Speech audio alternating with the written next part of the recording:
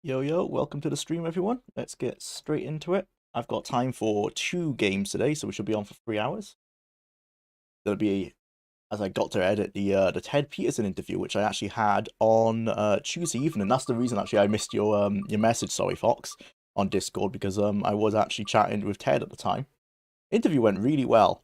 I only had an hour, so my in hindsight when I like we ended the call, I actually regret it because I was like, damn, I wish I asked a few more like hard hitting questions. I did feel like I went maybe a little too easy, but then again, I didn't want to like put him on the spot because he is there to advertise his game. But okay, we're starting with Fallout 4. Not the greatest start. Welcome to the stream, Hun Bayek. Sorry if I pronounced your name wrong. Hello to Africa. Okay, let's get straight into it. They did release the fixed version, or a slightly fixed version of the next gen patch, so we didn't actually encounter any bugs, fortunately, last time we played Fallout 4 since that patch. But if there are any, they shouldn't pop up. Jump on over to the game. Get the timer going. There you go. Alright.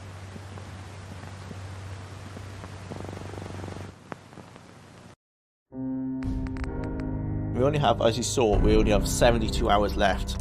That is actually starting to feel very, like not a lot of time. So, we might. Hopefully, the challenge will be possible. I'll have to make a decision with 20 hours left whether I jump into a game of Fallout 1 and do what I initially discussed at the beginning of the challenge, whereas I have like a secondary rule where I can jump into Fallout 1 and go talk to the water merchants, which should only take about an hour anyway. And then if I get the water merchants to have get a time extension, it will actually have a meta extension to the challenge itself. Are available for our more sensitive customers. Oh, okay, we're in combat. To the Stampede Carousel. Oh, I just realized the desktop audio is a bit high because I was using this to record to talk to Ted. So there you go. But yeah, so we can extend the time through Fallout 1. The problem with that is part of the rule I made is that if I have to do that, I will have to change the difficulty up to very hard. And what that will mean is that we'll be stuck playing Fallout Tactics, because I assume that will be the last game we've left with, on very hard difficulty. And I'm already struggling with that game on very easy, so yeah. Well, it hasn't got very easy. I think it's only got easy. But it'll be an interesting one. I think we are just locating pair the mainframe. Yeah, we need to find these stars cores in the Robco battle zone. Oh, we searched the battle zone. Yeah, let's try and repair the mainframe and see what that does. I think we need 20 of those cores though. Being so negative about tactics. It's a hard one, man. It's one of those games that I know I would have such an easier time if I was if I let myself look at a guide, kind of understand the mechanics a bit more. But that's part of this challenge, is that I'm not allowed to do that.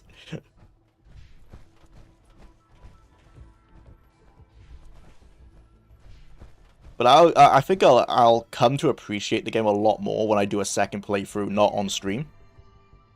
And I do allow myself to, you know, look at guides, understand like the better builds, and what I should be doing rather than just winging it. Well, the mainframe was up here somewhere. Was it downstairs, maybe? Yeah, it must be downstairs. Yeah, here.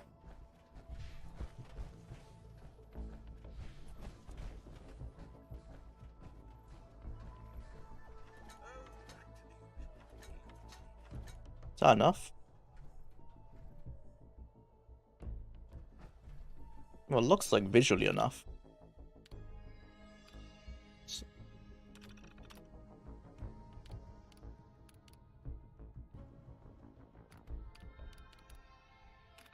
I'm gonna have to read the quest because I've forgotten what we're doing. Okay, Nuka World's galactic zone was run by Star Control mainframe, but a group of traders stripped it out of the star cores. It needed to maintain order. To secure the zone, I need to look. It does say I need 20 cores. Or destroy all of the robots and defenses.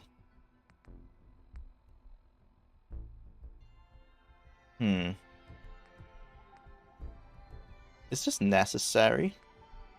No, it is, isn't it? Because we have to conquer every part of the... Yeah, we have to conquer every part of the park. I think this is necessary to the main quest.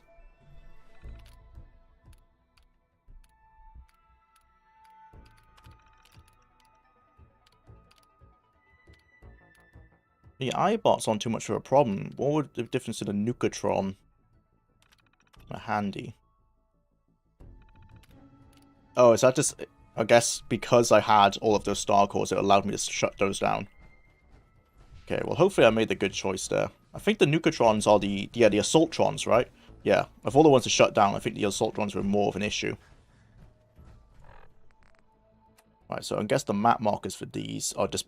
Yeah, they say repair the mainframe, but I think what they actually mean is that I have to go clear those areas to look for more star cores. Oh. Oh, I thought this was a vendor.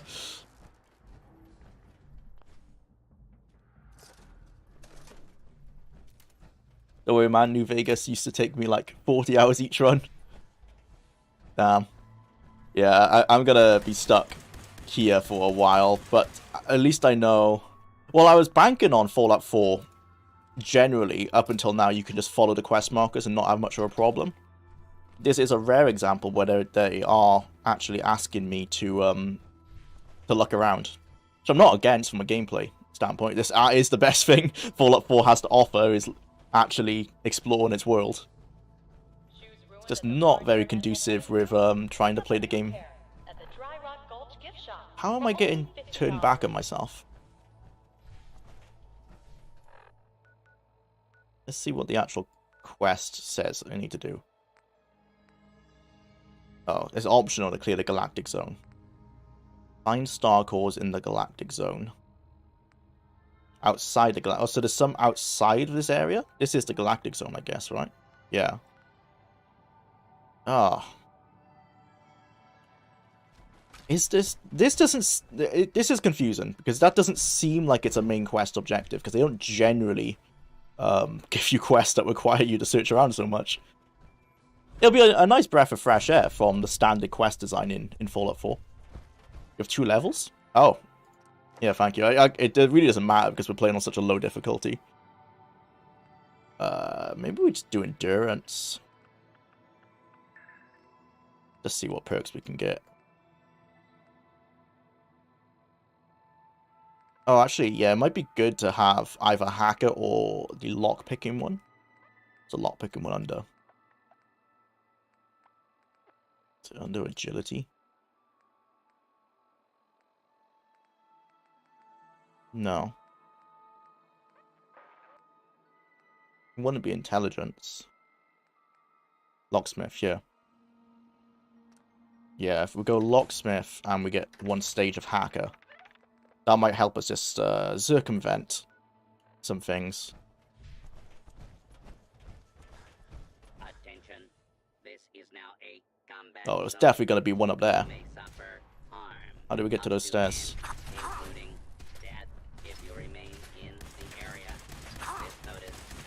I should have brought a some kind of sonic weapon, EM weapon. Pretty sure those are stronger against robots.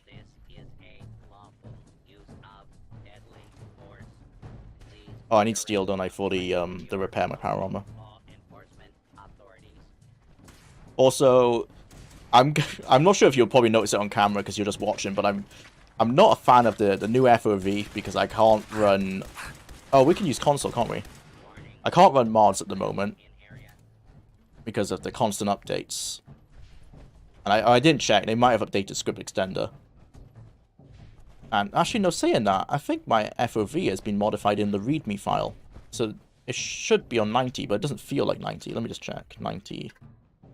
That's not it. It's 90. Yeah, okay, so I think the update is overwritten my README file. I just need to update that then.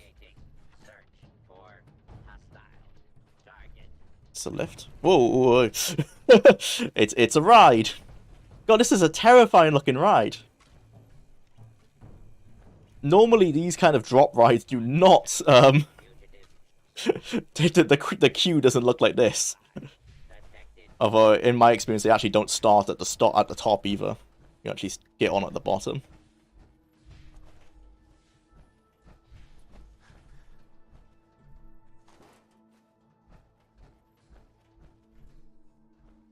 Hi Timur, welcome to the stream.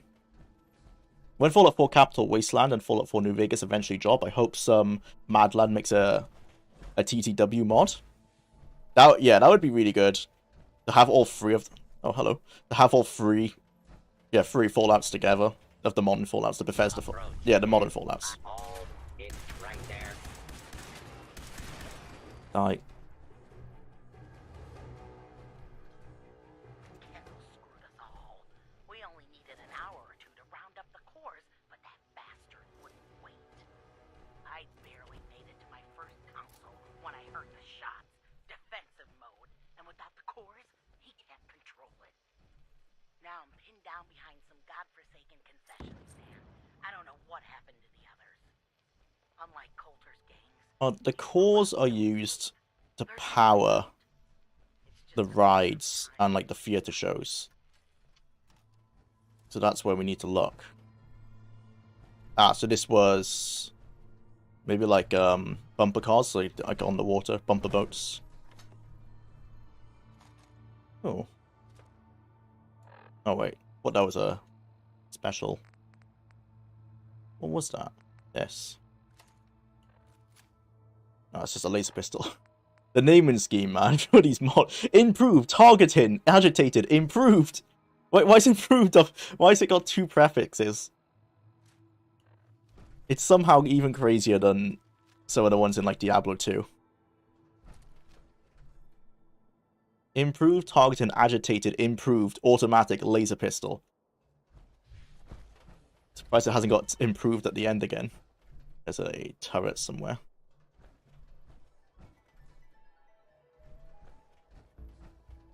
Everyone I've shown a documentary to has loved it. I want to make another one, but I have no idea what topic to cover. I want something smaller, but not too small and boring. Yeah, that's a hard... It depends what... Yeah, what do you want to cover? I know something smaller, but... Like, are you still sticking in the tabletop realm, or do you want to get into video games? In the tabletop realm, it'd be interesting if you... Like, if there was a video on... that Fallout RPG, but I'm not sure how much information is actually out about it. I'm talking about the original one, but there is the new official one now as well. But because that's only recently come out, I'm not sure actually how much there is about that newest Fallout tabletop game. Loved your pissed retrospective video. Thank you, Timur. It was a fun one to make. I've got, no, yeah. My next research one that has a lot of research, and I mean a lot of research, is the Diablo one. That's nearly, I'm not going to say it's nearly done, but the first draft of the edit is done. It's on its way. This weekend, coming out on, it'll be Sunday, is an interview with Ted Peterson. And then next Sunday, because the video was actually done, but it's been delayed by this interview, is the Alone in the Dark review. That's coming out next weekend. I guess I could release it in the week. I'll see how... I don't want to, like, stunt the performance of the Ted Peterson video, but I'm actually not aware. I'm not sure how YouTube works with that kind of stuff. I don't release videos close enough together to know if releasing a video straight after a video actually hurts its performance. But I've actually got, 2 weeks worth of videos lined up, which is rare, and then Diablo will be coming out. I don't want to say it's not going to be the 3rd week, but soonish. Within 2 months. It's a 9-hour video, so. What am I actually doing here? I'm storing... Oh, I don't want to store my junk. No. Because this is not connected to anything. Yeah, what I want to do is repair. That's what I was doing. It was my leg that was broken, and it was my right leg. Okay. Repair everything else.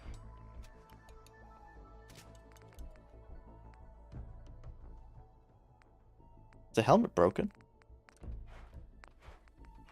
Oh, we're using another helmet.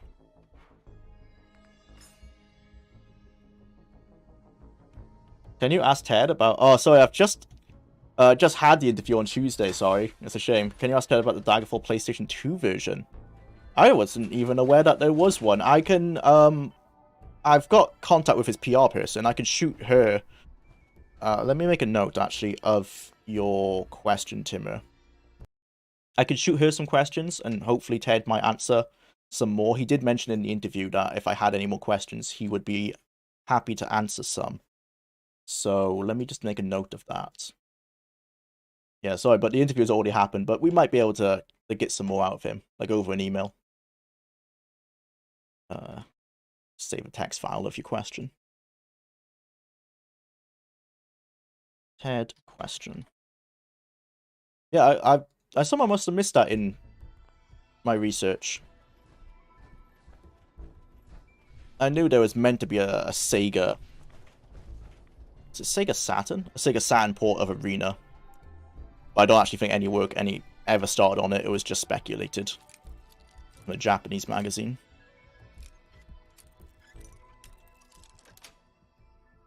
Sweet. Alright, quest marker's taking me up these stairs. Go up this ramp. Into the Nuka Galaxy. I heard so many friends that played Diablo 2 never knew you could make custom weapons with the cube in it. That's one of those things that they didn't really tell you about in the game. I can't remember if it's even in the manual. It probably is. But yeah, that's one of those. It felt like one of those things you had to learn from the community, like going on forums and stuff. At least at the time. It was so cryptic to me back when I first played it. I had no idea what I was meant to do with it.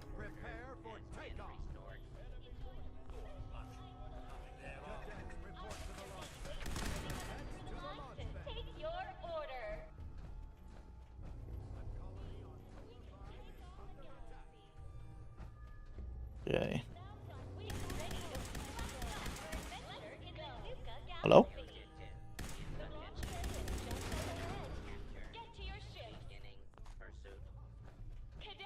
Oh, is that the... I think that might be the machines that I've turned off.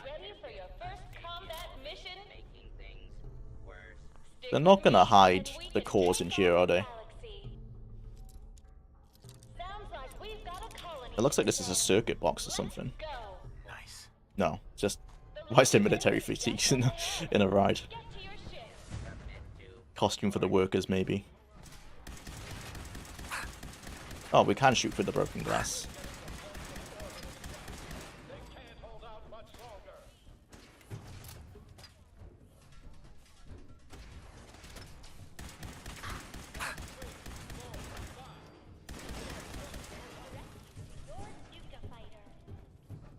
There's the star core we need.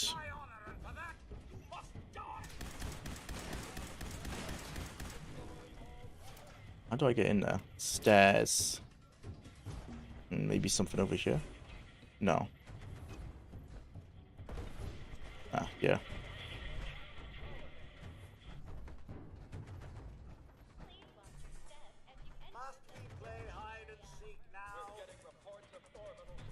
This probably starts to ride at ride controls.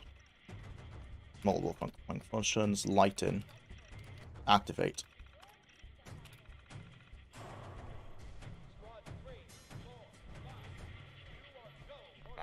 Oh. Is it intended that I go... Yeah, it's intended that I go through the ride. All that for one star core? Oh, yeah, okay, there's gonna be more. Hello. Oh. You will be identified.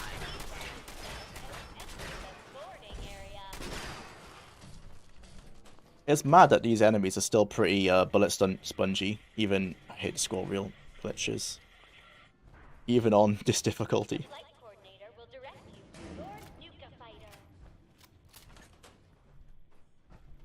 Okay, there's 7 in here? Alright. Oh, is this Space Mountain? Yeah, if this is meant to be a parody. I guess a reference to Space Mountain in Disneyland.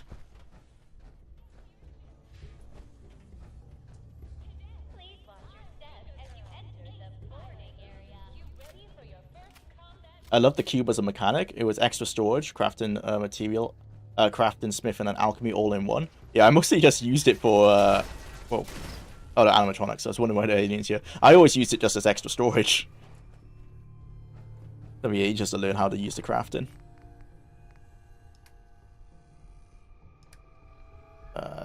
Stim packs.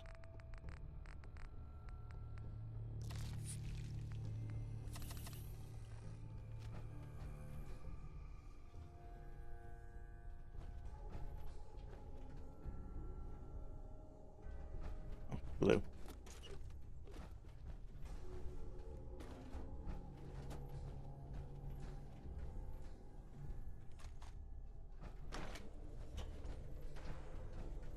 Oh boy. Well, they've really lent into the combat.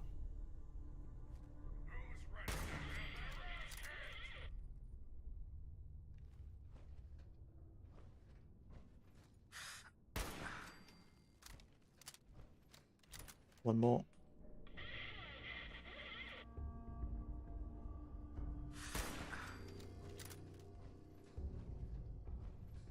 Oh. Nearly got stuck. Stream lag? Oh, is there?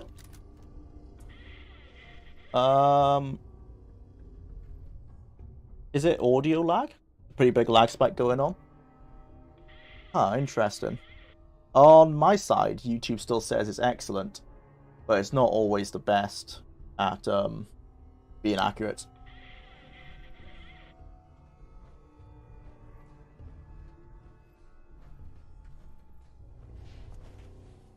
Why am I walking? Well, I can... There you go. I just pressed the wrong button. Shows you how much I play Fallout 4.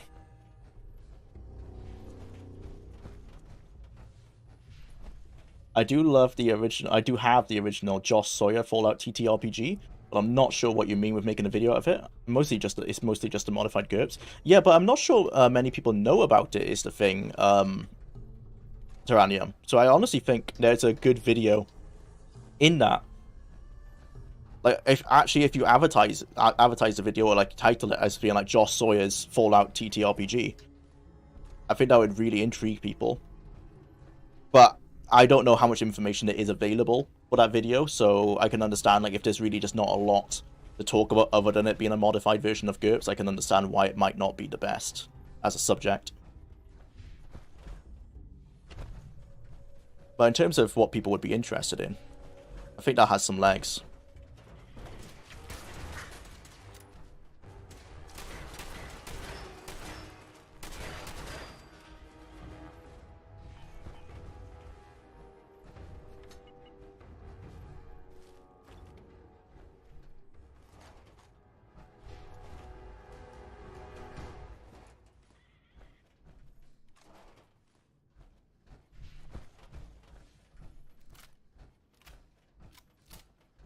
YouTube was crap in itself. Yeah, that's pretty standard.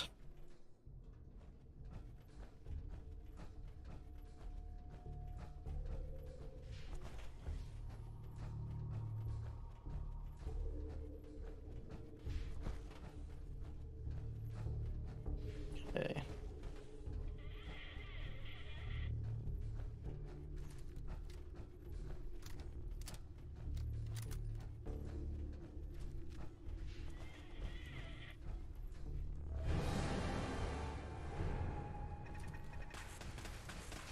Whoa. Why why does the ride have lethal laser turrets on it? Oh, well, never mind. They're not very lethal, actually, but still.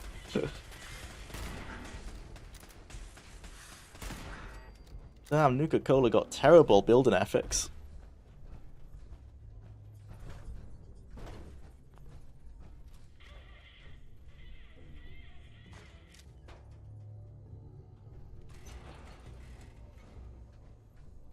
Keep an eye out for these star cores.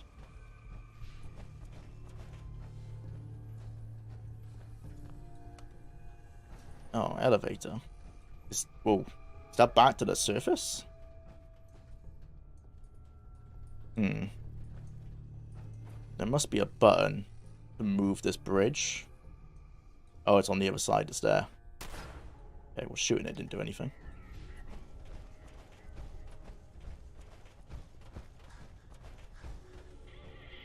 But in terms of your original comment, Tyrannium, yeah, the documentary blew me away. Really good. So I'm totally excited for you to do another video, but unfortunately, I also don't know what you could do it on. Oh man, how? Okay. There's no full damage, right, with power armor. Well, let's test it. I don't think there is. No.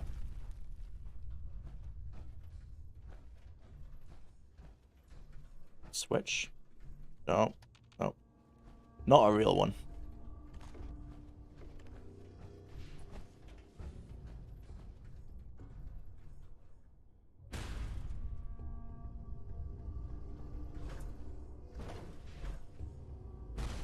Oof.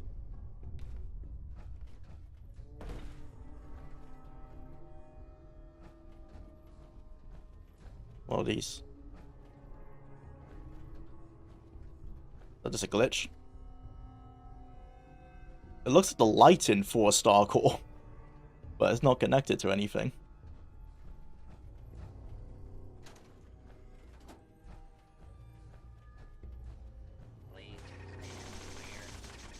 The hell? This is that elevator then, right? Yeah, because it's calling it. That's that. Are they fighting each other? Oh, they are fighting each other.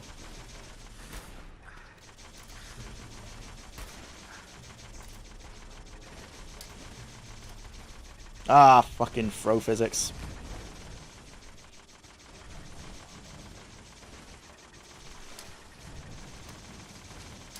Hey, don't shoot me.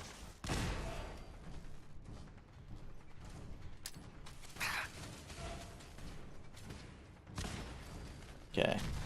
Oh.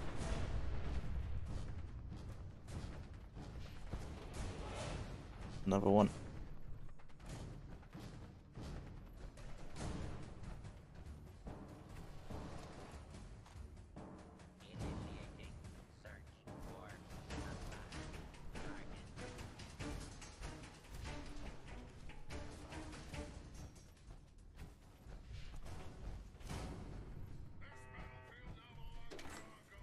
Oh, what the okay. Set dressing. I'm surprised they didn't do the fuck you meme from Fallout 3. There you go.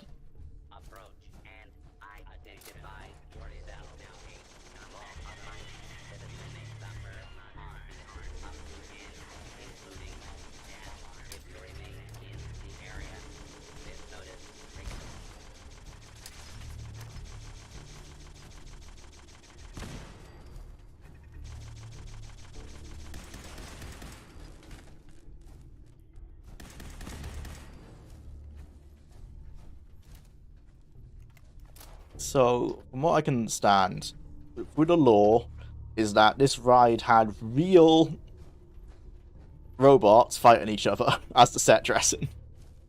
So, certainly an interesting decision. The Imagineers at Nuka World never leave anything on the table, that's for sure. Interestingly enough, everyone seems to have found completely different parts. The most interesting in it, I had a friend even say he was most interested in the overall timeline of events the most. Yeah, that's like what I found really interesting was the amount, like how you presented the information was really intelligent. I really liked that timeline.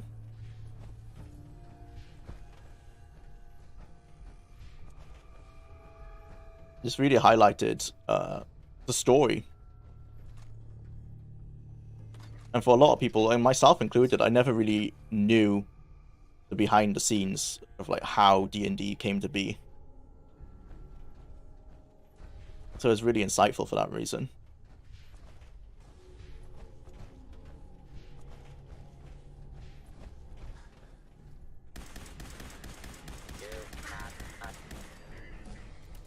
That's another one.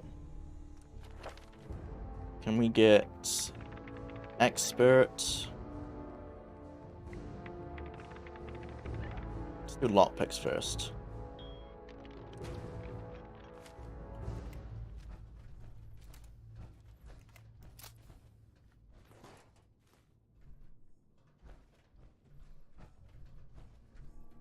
I'm only going to use the lockpick skills when I think it's needed for like gates and stuff, just to speed through the quests a bit faster. Not so concerned about loot boxes.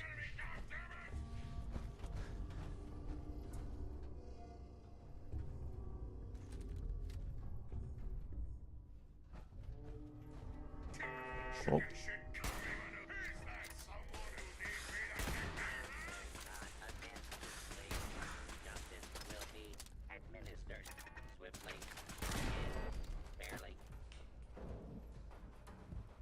Oh, so these lights are just glitches off of the turrets.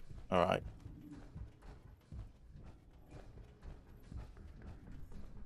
The mitts are gutsy around here somewhere.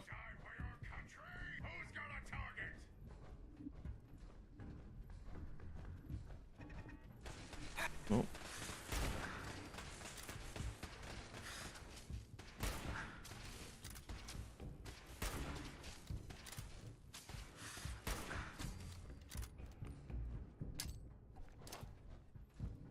That did not work. Okay. Another one. Seems like this entire DLC is gonna be a lot of just dungeon crawling. So far, at least.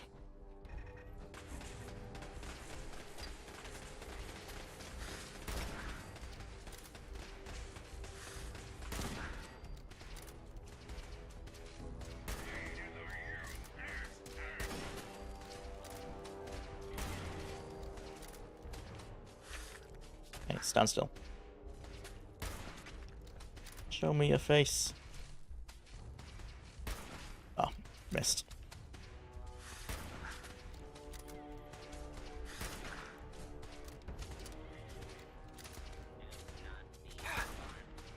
As a Daggerfall player, what would be the most egregious retcon Bethesda made go into Morrowind in your opinion? Cheapen out on the story. I understand why, in that they're too scared to make something canon, but I think in doing that, in terms of like the ending, I mean, not like picking an ending, I think it really set up a bad precedent that is still felt within Elder Scrolls lore to this day, where rare dragon breaks are just used as a crutch. And that if you ever need to write something, if you ever need to replace lore, you just say dragon break. So I think not picking an ending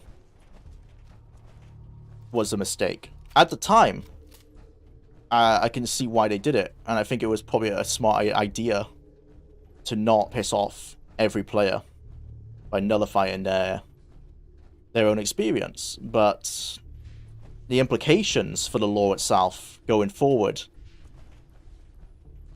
is what I think that's why I think it was a bad idea.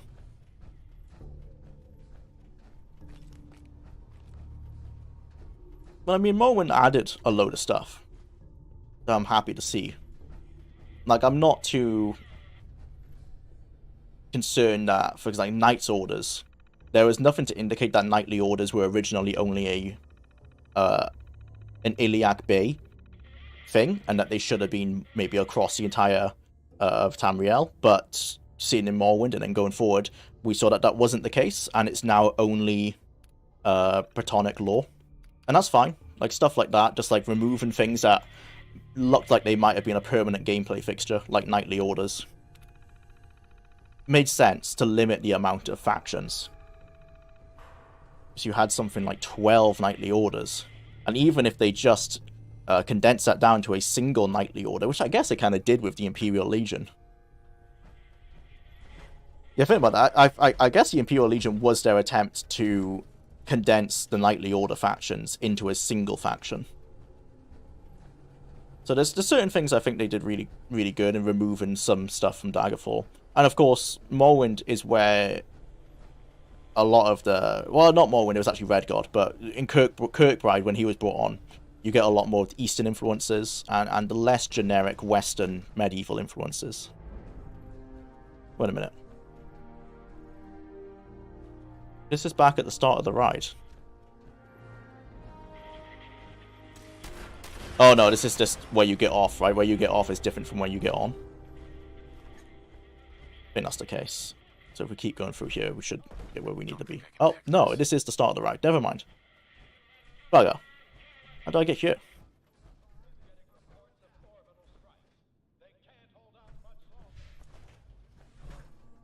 I've managed to do a complete circle. The local maps are useless, aren't they? It's just not going to help me. Oh, brilliant. They didn't even generate a local map. Wow. I didn't realize they'd completely abandoned them by the point of Nuka World, but... Oh.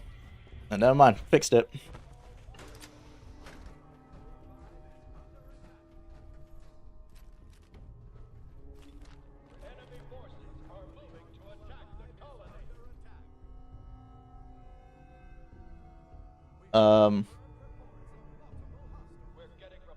Kingdom Hearts is finally coming out on Steam. I'm pretty happy about it. The first one, or are they doing all three? But yeah, I agree with Firefox. I wish it didn't take 20 years. Are they doing it like one at a time, or are they just gonna release it all at, like, just drop the entire series? I've not actually heard of that news. Personally, a lot of the more interesting stuff for me was almost all the stuff that was cut out. I wanted to purely focus on only the stuff that was directly related to the creation of D&D. Well, if there's still some stuff you think you left on the table, maybe you do another video about the actual making of D&D. I'd be down to see that.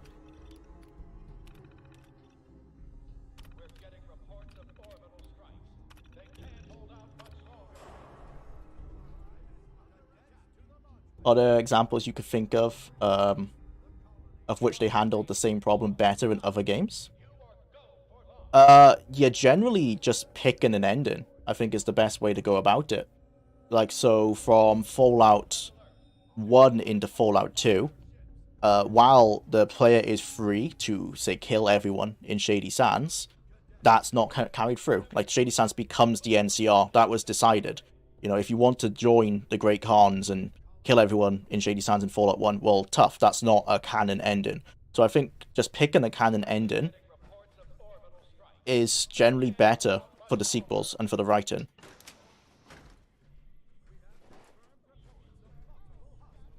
The same in going into New Vegas. The ending of Fallout 2 was chosen. Like a canonical ending of Fallout 2. Not that Fallout 1 and Fallout 2 had that many choices in their ending anyway. They're kind of all a one and done. So really, you could argue that Daggerfall kind of shit the bed by by having 5 endings. But that's another argument, I guess. In hindsight, don't do that. Just don't have multiple endings would be a good start. Oh, did I just miss this room? Yeah, I just missed this room.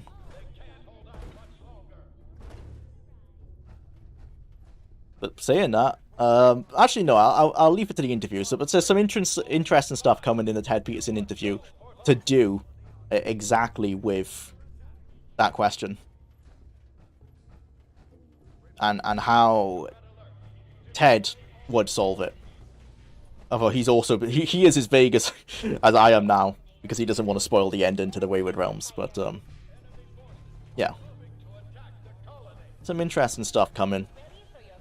If and when the Wayward Realms comes out. Fingers crossed if the Kickstarter does well.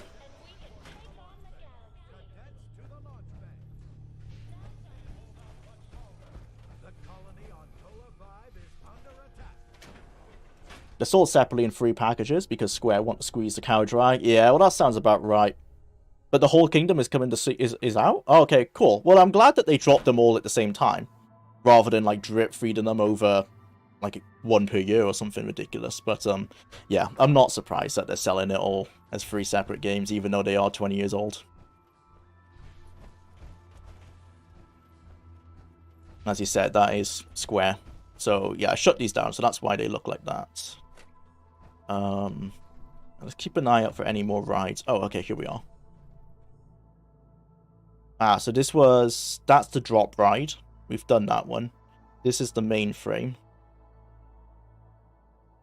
Is that must be the ride we were just in. So we've got whatever this thing is. One of these is the battle zone. Okay, well, they've generated a local map for this one, but they are pretty useless. Oh, so the battle zone is this thing. So what's down here? There's 2 down here, these 2 rides. At planet and this blue thing. So we need to go south this way. Star control. No, that's the center. Well, if it takes us to the center, there'll probably be signs to the other rides. Refreshments. We've done Nuka Galaxy. We don't want to go to the battle zone. Star control. And the other rides just not got signs to them. Oh, here we go. Theater. Star Market. Yeah, so this is where we need to go.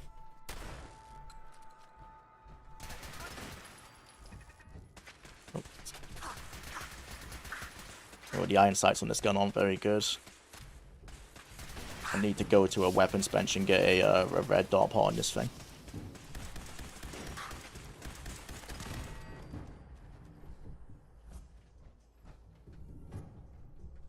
Nice. All clear.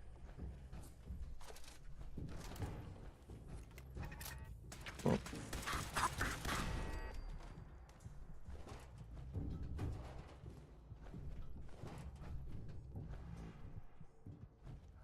Oh, I'm actually low health. Well, I didn't realize that Nuka-Cola was a health item. Oh, it still does AP. Yeah, I'm so used to playing New Vegas. And it's rare. It's very rare in New Vegas, but in Fallout 3 as well, where it's mainly just for AP. Learn something new. Okay, so we need to go to the theater and into the market. So let's do that. Among the Stars. Wish Elder Scrolls Castle was available on Steam. Is that actually fully out yet? I know they released, they like soft launched, I guess, a demo. Well, not a demo, but like they soft launched it, didn't they? They never announced it. It just popped up on people's app markets. But I don't keep up with Bethesda's marketing, to be honest, to see if it ever actually released properly. It probably will come to Steam because they released the Fallout one, didn't they, on Steam?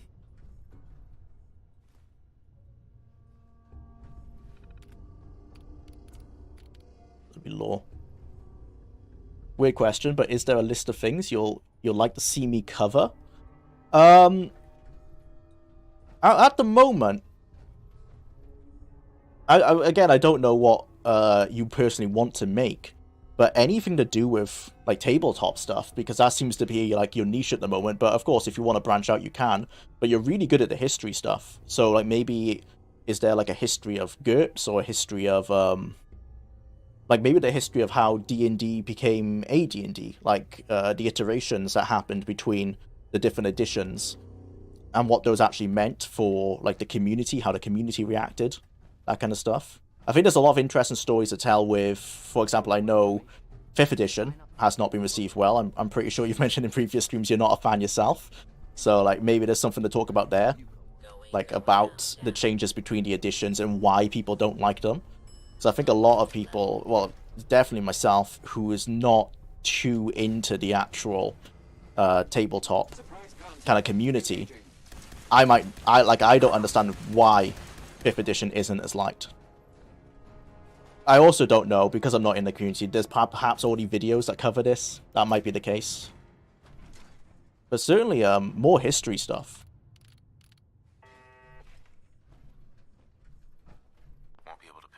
Okay. I wonder if there's actually going to be a key conveniently lying around somewhere.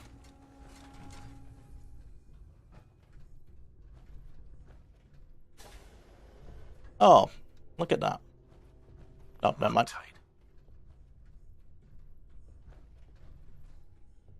In the bin? No.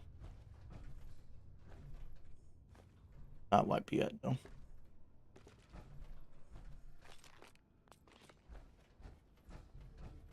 No. Right, there is a star control thing in there, so we will find... Oh, is that where they all are? I think they might all be in there. So we do need to find the key. This is an occasion where... Well, this is why I'm upgrading my lockpicking perks.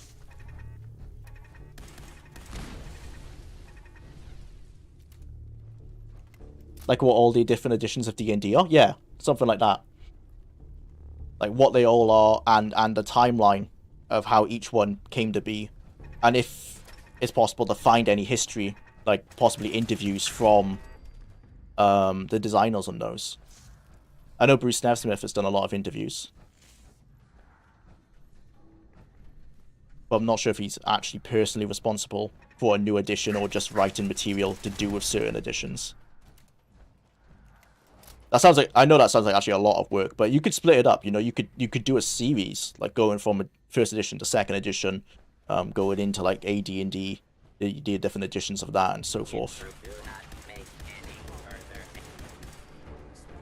But I'm just spitballing. Not really too aware of how D&D works, or the history of it really.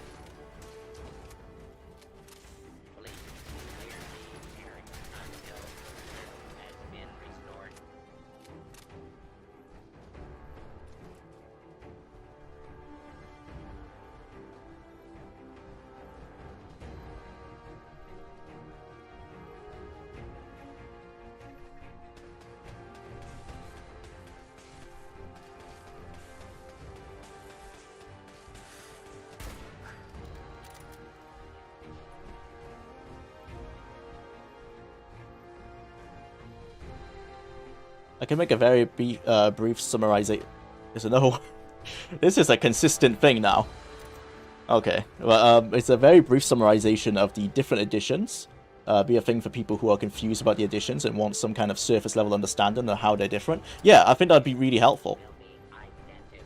There's definitely a market for that. I mean, I think this is what I was mentioning to you on Discord, wasn't it? About how there's a lot of new people coming into D&D from stuff like Baldur's Gate 3. And I think they would be curious about that kind of stuff. That's a staircase. How do I get to that staircase? Through here. No.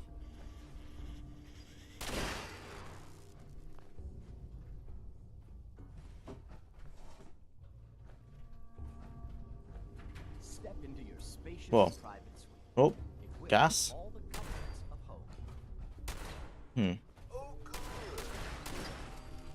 Toxic gas, but not explosive gas? Oh, actually, I don't know what caused my screen to go like that.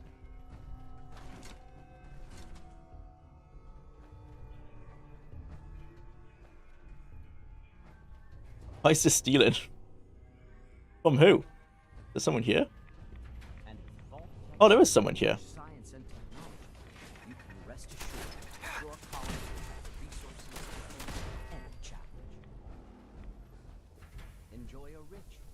Where are you, Mr. Human?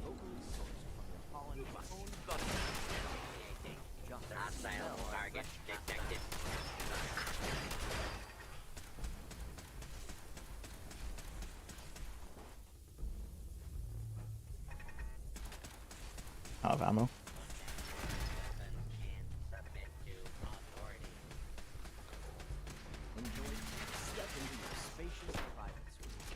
No, it might just, the narrator might just be a pre-recorded. But if it is, I'm interested in why those are marked as owned. Okay, we're getting some radiation off this thing, but there is a, yep, thought there would be one of those.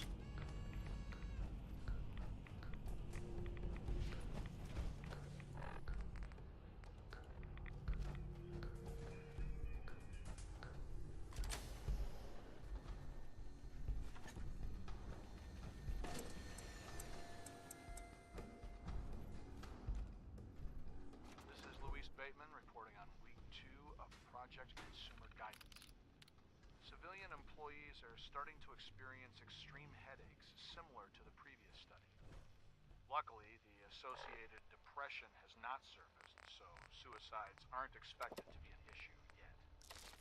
The increase in subliminal messaging frequency continues to have little to no effect on many visitors. But I know people didn't like 4th edition because it kind of felt like an MMO, and classes had no real identity. Oh, interesting. Every time Bethesda tries to convince me that Fallout 4 is a good game, most recently with the Fallout show, I played Fallout 4 for 1 hour and have a playthrough of Metro Exodus to nullify the propaganda. These are no dark bunkers. Your colony will feature beautiful.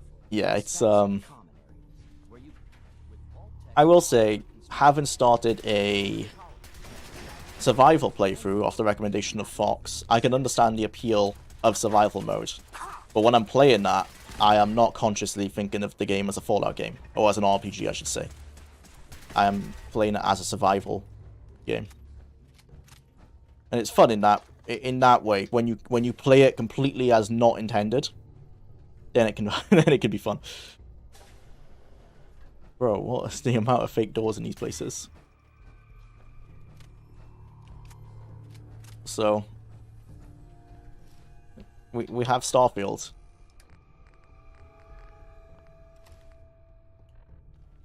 Oh, I can only put on the helmet. There you go. Starfield in there, in between the two Raider pieces. Done. It's a quest item. That's what it's actually telling me. Hang on. Yeah, quest items cannot be removed. Right. So someone's gonna ask me for a space costume at some point, I guess. And fake doors.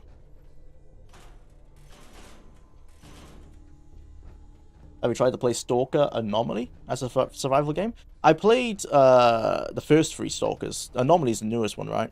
I've not played Anomaly. But Call of Pripyat. And that's the only one I can remember the name of. But I have played those.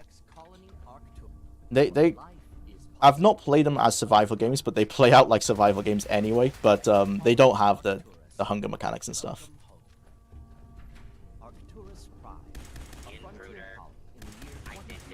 But no, to answer your question, I've not played Stalker Anomaly as one.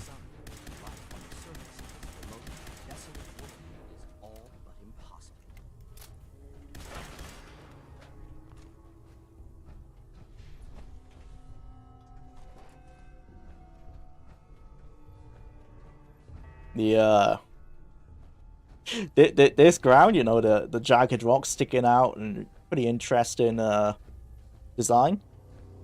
This is already more interesting than actually the planets of Starfield. The magic of hand placing items. That was creepy.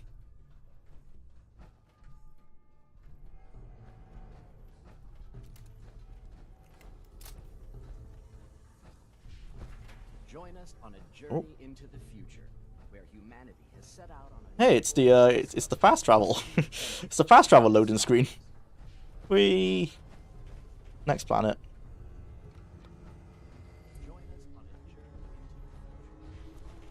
Oh, nope. Ah, fuck. Nope, it's a mod that combines the 3 games. Strips out the... Oh, that's... I've only ever heard about it on, like, forums and stuff, so I always assumed it was a new game. But I didn't realize it was a mod that combines the 3. Oh, well, that's probably how I should have played them. Then I modded... this was a few years ago, though, but I modded each game individually. Strips out the main quest, and that's probably, if it was around at the time, that's probably why I didn't play it then. Because I do, when I played them, I did the main quests. Stripped out the main quest and kills you every time as a survival mechanic. Sounds pretty cool. Pretty difficult. Yeah, and it sounds like one of those things that you'd want to play once you finish the main quest. But now that I have, that actually sounds really interesting. And that's actually, I'm going to make a note of that, because it's something I could probably check out when I'm going to be doing the retrospective on Fallout 4, because I want to mention the survival mode, and it will be good to look at competitors. Maybe not a fair competitor, because it is a mod, and mods generally have a lot more love and attention poured into them than the actual corporate products. But yeah, survival mod. Okay, thank you. Save.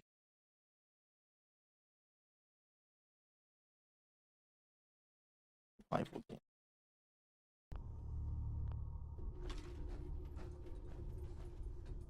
Did these go to the same place? Going down. Yeah, it's kind of like a Stalker open world game, but it's very mixed within the Stalker fans. Ah, okay. Yeah, I'm not sure if it was around when I did my playthroughs, but they were only like 3 or 4 years ago, so it might have been. For more information, imagine a future among the stars. Imagine a thrilling new adventure awaits. Imagine hundreds of colonies spread throughout the galaxy and beyond.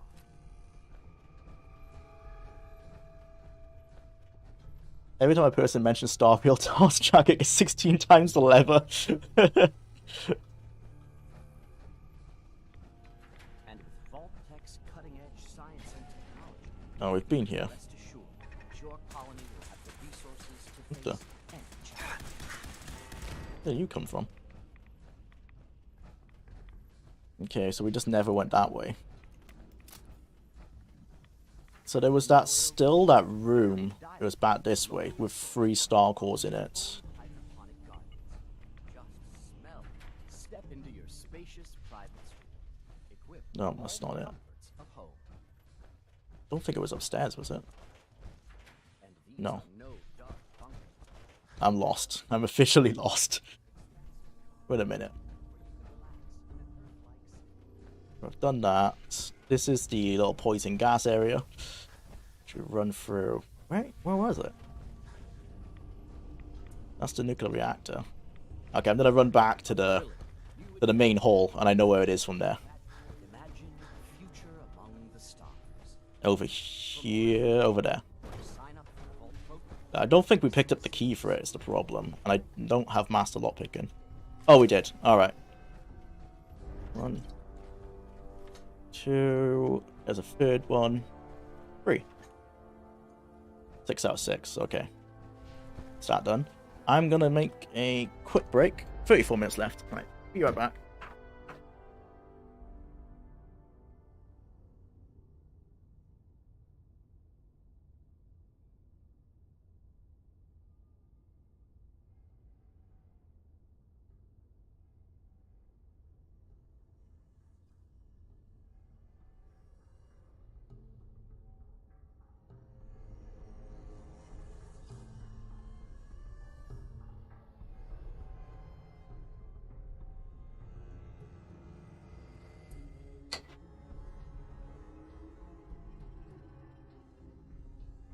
Timur, if you're still in the stream, I was just thinking then when I was going to shoot the message to the PR lady later for the Wayward Realms.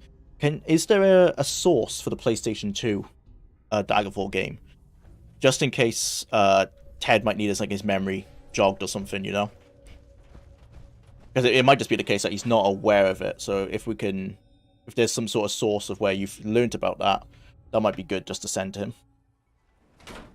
Because it could be the case by the PS2 era. He would have still been at Bethesda, wouldn't he? Because he was writing on Morrowind. But I think he was a contractor, so it might just be the case that he's not aware of it.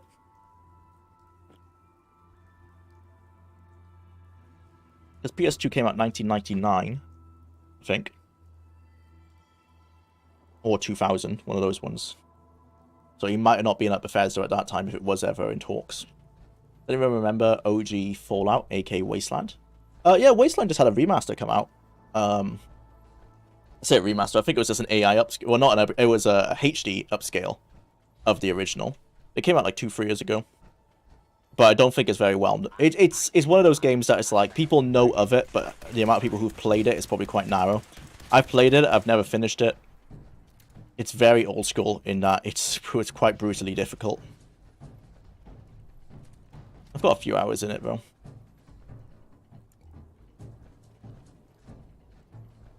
But I think people are aware of it. But yeah, I don't think they've actually played it, so they don't actively remember playing it. PS2 came out early 2000. Okay, yeah. So I guess it makes sense that it could have been. Yeah, I'm interested. Where did you hear about that, Timur? Because the PS1 wouldn't be able to run Daggerfall, so I know that's why they wouldn't have thought about that. But Bethesda probably weren't in any position to make a PS2 game in 2000. They would have been all on Morrowind. But 2000 would have been before, maybe just before they had to have a lot of layoffs. When they were a little bit too big for their boots, so maybe. It's one of those things that maybe like Chris Weaver just dropped in an interview randomly. Sometimes he would just kind of do that. You know, maybe it was just like an idea on a book, you know, on a piece of paper, and it wasn't a serious thing they'd considered at that time.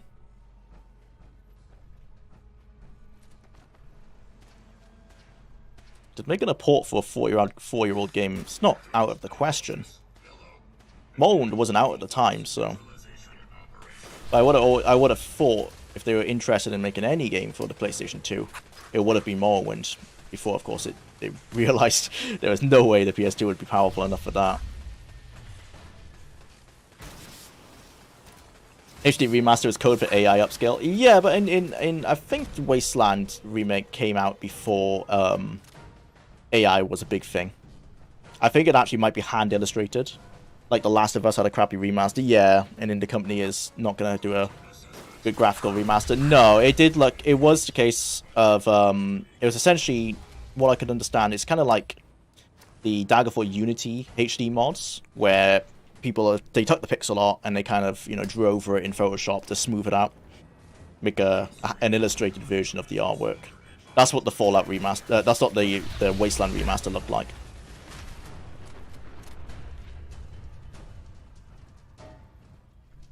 It's a good argument to be made that you're better off just playing the game with the original art style in that case. But there are people who don't gel well with pixelated stuff. But that's probably, well, I mean, that is pretty ignorant of them, though, to dismiss a game just because it's pixelated.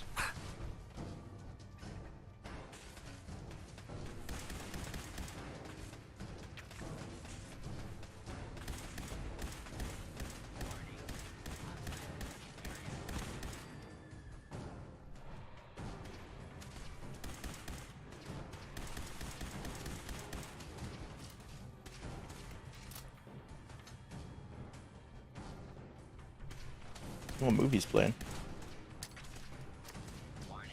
Oh, it managed to work. We have of an abomination science cannot comprehend. Looks like a kaiju. The menace the earth. Is it like a Godzilla? It's like a mix of Kong and Godzilla reference. And it's a Mirelurk King.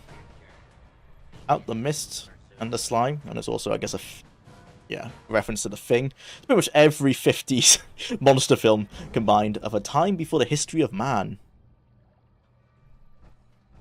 The deep earths of the unexplored oceans. Yeah, like a kaiju. Okay, so this is every 50s movie ever conceived.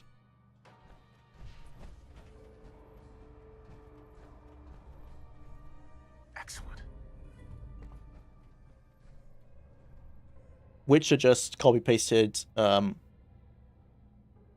Hogan's HD remaster mod to put it with their update, CGPR.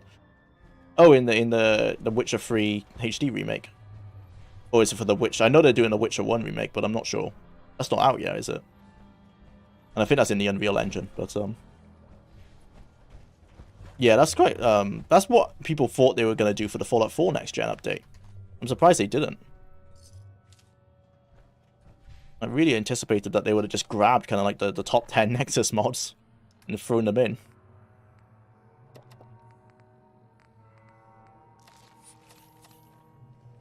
Yeah, they released the next gen update for Witcher 3. Yeah, I thought it was for that. I didn't know it was just taken from a modder though. It's quite lazy. Hopefully they got permission for it.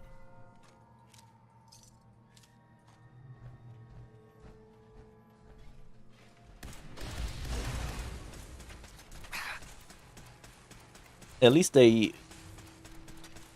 they made an HD update, or a next-gen update to coincide with their show, at least they actually updated the visuals. They didn't, Bethesda didn't even do that much with Fallout 4. Looks exactly the same. They just unlocked the frame rate on consoles.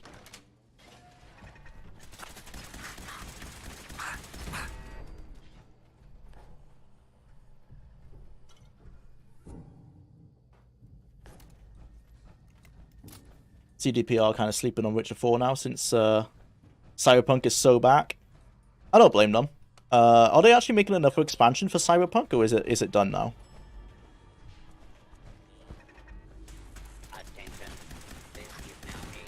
They're probably taking the time to learn the new engine as well. And they're releasing Witcher 3 modules soon. That's exciting. Seeing as they are, I guess, abandoning their old engine.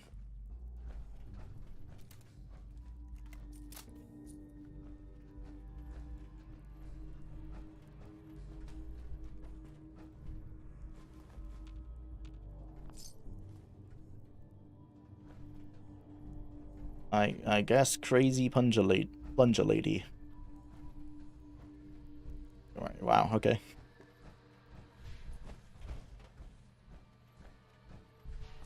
Deep lore. Okay, we need to get up there somehow. Big Cyberpunk 2077 is done with new content. Yeah, I'd assume so. I don't keep up with the news, but I think the 2.0 release was kind of when they rubbed their hands with it, right?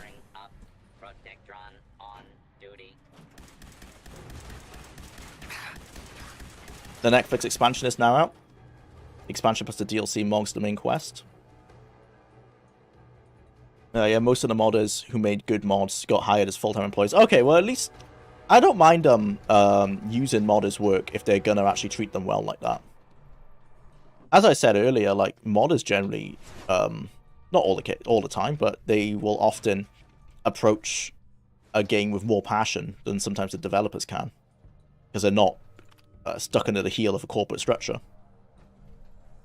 So they do produce work that most fans tend to think is better.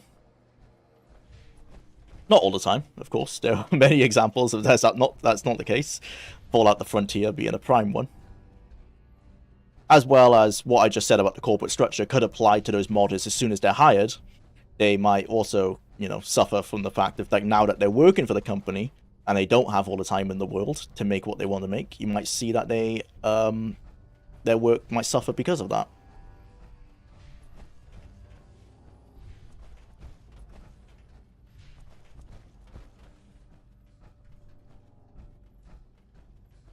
Cyberpunk made CDPR abandon their in-house engine for Unreal 5 after they put so much work into that engine. Probably Cyberpunk probably broke that company apart. Oh yeah, I imagine internally there must have been huge. The meetings would have been so intense. The weeks and months after the release of Cyberpunk 2077, when they're forced to kind of, you know, look at reality and see that they did release a game in a terrible state. And they were, obviously, when they chose to release that game, they were very aware it wasn't ready for a public release. One of those things I'm excited for, you know, in a morbid sense, excited for kind of like 10 years from now, when you start hearing the stories come out, right? Like when the developers leave and they're no longer worried about what they say might hurt their career, and they start spilling all the beans. It's going to be a very interesting time.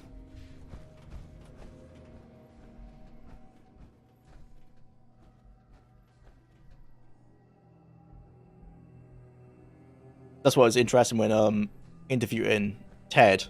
I asked him a question regarding modern day Elder Scrolls, and I didn't think he would answer it straight up, because I would have thought, you know, maybe he wouldn't want to like cut any ties, but I assume he's just not concerned about that now that he's not been at Bethesda for years. So yeah, he had a very intriguing answer about the modern Elder Scrolls games. And did make it clear, of course, that the reason he's not at Bethesda is because of the decisions made regarding Morrowind and Oblivion, and how he didn't agree with the direction it was going in. And I guess that's quite obvious. He would have still been there, I'm sure, if, or possibly could have still been there, had he liked the directions they were going. There's still one more in here. In the Starlight Interstellar Theatre, 3 of 4.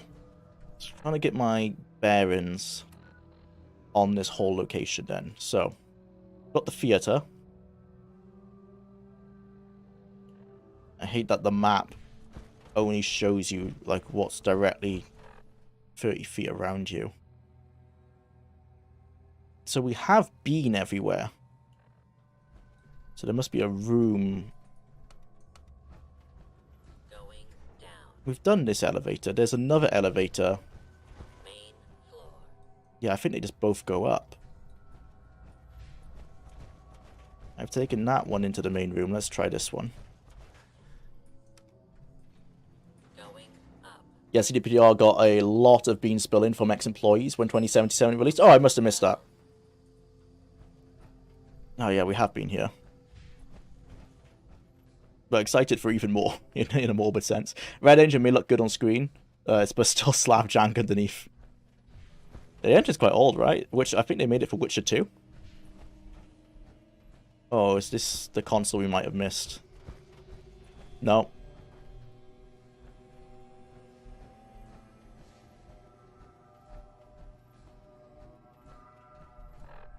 Okay. Yeah, well, whatever we've done, it killed the screen. So we must have removed, like, a star core from the screen at some point.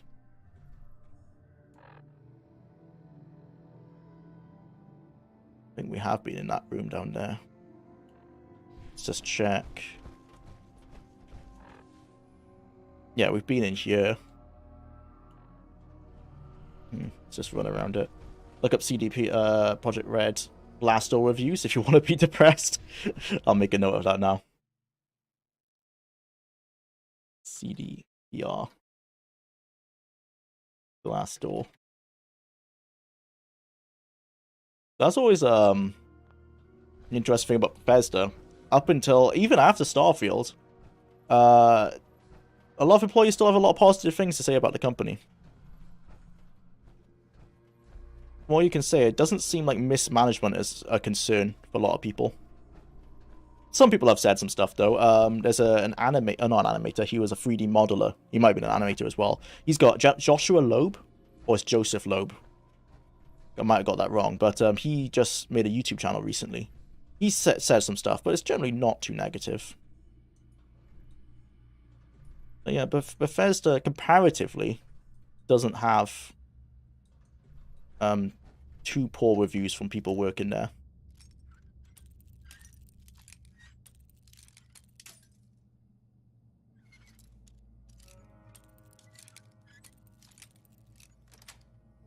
But you can always take things like William Shen immediately leaving after the game came out as an indication. And he so much as actually said that the reason that Starfield struggled was that the team got too big and they couldn't manage it during COVID. Red Engine is basically like a big fuck-off renderer and a console scripter attached to a load of everything else, in my experience. No tools, internal editors, not even an asset viewer. Sucks. Oh. Well, in that case, I guess the mod tools aren't exactly going to be a huge revolution. If it's going to still be a pain to actually make anything in it. Man, I'm really struggling. Let's try these side rooms again. But these are just toilets, so it's not going to be anything in these, are there? This is broken wall. Oh. Wow. Just like that. Okay.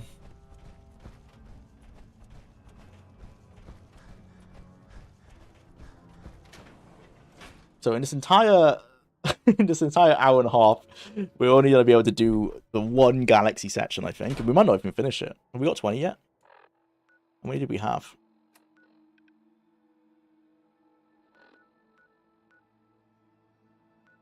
Six of 20.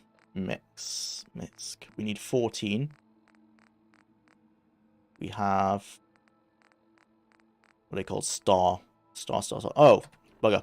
Okay, we did have to waste our time doing that because I can't count. Okay, off the star control. We nearly unlocked the XO2 armor, but we don't really need that. Try the star control. Give me a sign. I think it was through here we came. I bet it doesn't help that they are lose-lose with using design documents. in terms of Starfield, yeah, we don't know that the actual extent that they use design documents. We know they use small ones. Emil has proved that on his Twitter. I don't know if they keep them up to date or anything. We don't know really the extent of their use of them. But based on, obviously, what he said in interviews, probably not too in-depth. But sometimes people can get away with that. I know Joshua Sawyer has shown on his Twitter, or it might have been... I might have seen it on Triangle City's YouTube community, actually. But there was an actual screenshots of the Windows File Explorer showing the design documents for Fallout New Vegas. And they were very much set up very similarly to how Emil has set up the Starfield design documents. It's like there's one Word document for each faction. There's like one Word document for like a companion. They're not controlled, what's it called? They're not connected in any way. They were literally just separate Word documents in a file system. In New Vegas' case, I assume that's because they didn't have time, really, to care about getting them all connected to each other. They just had to get them done. So it goes to show that you don't necessarily always need them done. But anyway, the difference between Starfield and New Vegas is that one is actually a good game. So regardless of how it's done, clearly Obsidian were better at using that very scatterbrained approach than Bethesda did.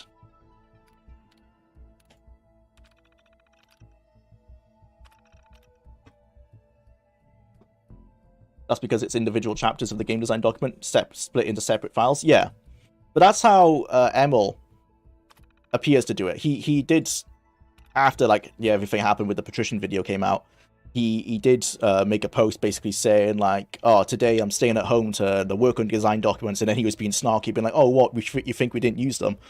And he's basically showing that they do use like individual design documents for certain things in the game. But they aren't. It didn't look like they were connected in any way.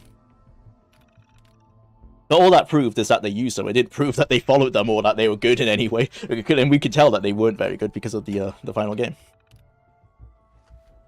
Wait, did I do everything now? Yeah. Yeah, we actually done it. Can we go back? Assign a gang. Yeah, okay, we're done.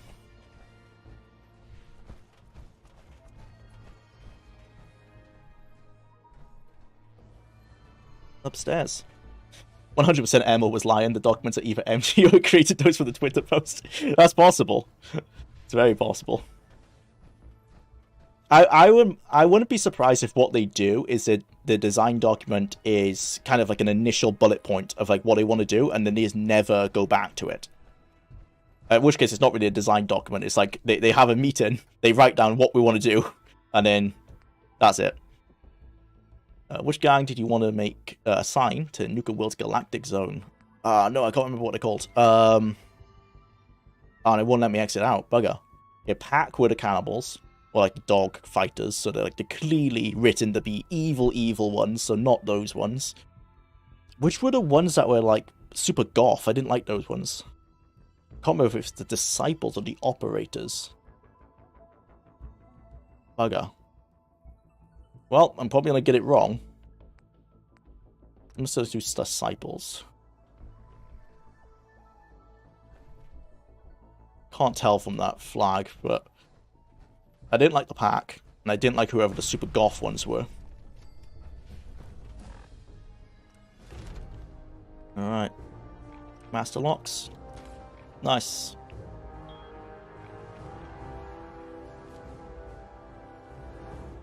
Finish repairing the mainframe. No, thank you. Secure the bottling plant. Secure Kitty Kingdom. Let's do that. The problem with Emil, in my opinion, is that the game he wants to make, very freeform, does not match with the story he wants to tell. Novel and kind of railroady. So he makes a small dock instead of detail. Yeah, it's that Emil can't tell stories.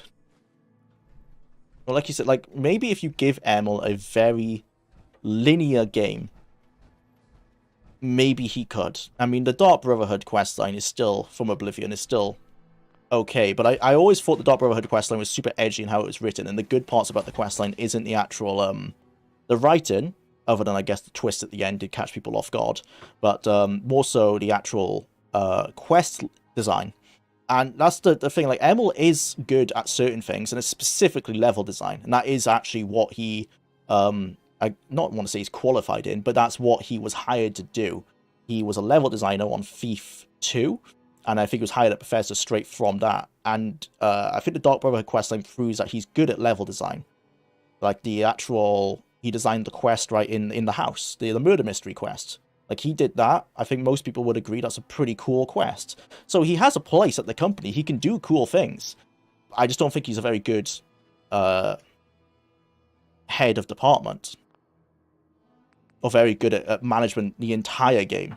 That's where he struggles. And doing the story. Like, he can do individual, confined, singular stories, but an overarching narrative is just not. I mean, after he's done it 3 times now, right? Fallout 4. I guess 2 times. Was he the writer on Fallout 3? I think he might be in the writer on Fallout 3. I know Nesmith was the... I think Nesmith was the game designer. Or was that on Scarfield? I can't remember. on Skyrim, sorry. Can't remember exactly, but... yeah.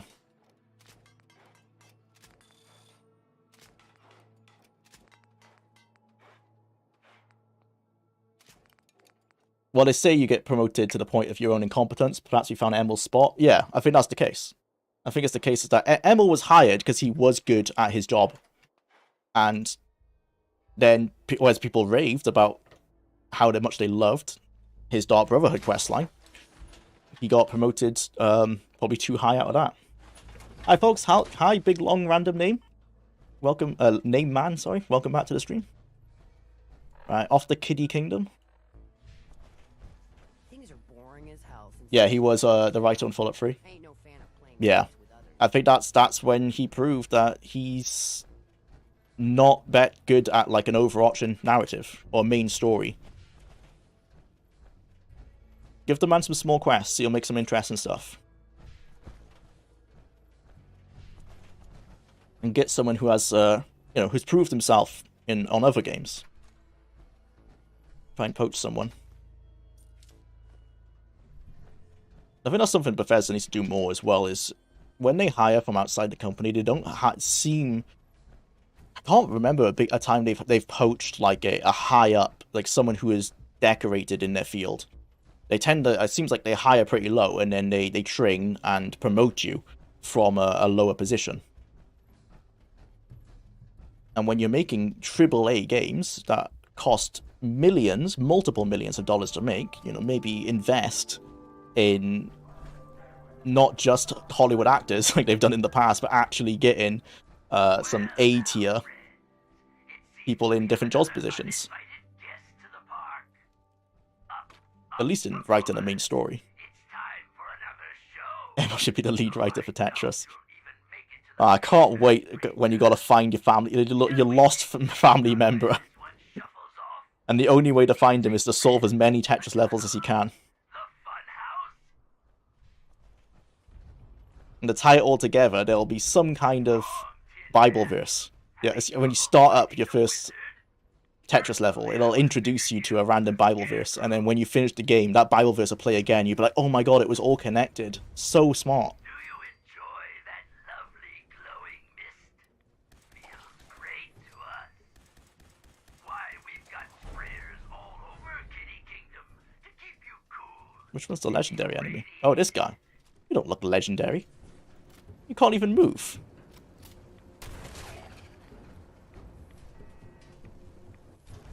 Oh, that actually might be good. RNG. For the win. Actually, no, I would prefer static weapons. Tetris, searching for your mom. Since all the others were already done, yep. Oh, we still got sister. Got mom and sister as well. That's the DLC. Tetris DLC, find your sister. Maybe all along, Emma was actually the main writer on Sid Meier's Pirates. Because that game had the entire family. Whoa. Hello. Oh. Oh, an AK. Nice. I think I'm actually over encumbered now. Finally did it. Let's check out these weapons. We got the scatter gun. Oh, I could probably drop some of this stuff. That. That's not the legendary one, no. That's powerful combat rifle. Oops. Had that. I guess if the rifle isn't better than my... What do I normally use? My automatic gun. It's yes, the radium rifle. So 36 plus 50. It's only... The radiation damage I think is only good against humans, but it's 60, 70, 86. Versus... Oh, it's exact same damage. Versus... Where's the big AK? 36. Oh, just terrible. Get rid of that. Okay, so this seems decent. Oh, it's not automatic. So never mind. Get rid of that. Drop that. Scattergun. Assumably it's a laser shotgun. Does double damage if the target is at full health. So it's a first shot, and is it... It's kind of like a shotgun, but it's got a pretty tight spread. Oh, never mind. No, it is a shotgun. So that's pretty interesting. And then we got the... There's 56 damage. Time slows down. Okay, so it's... That's pretty cool. It's basically jet permanently. What's the ammunition for it? 7.62. We've only got 18 of that, so maybe it's rare. But I do quite like that, so we're going to keep that gun. Going to keep the scattergun as well. Put the scattergun on... Yeah, on 6.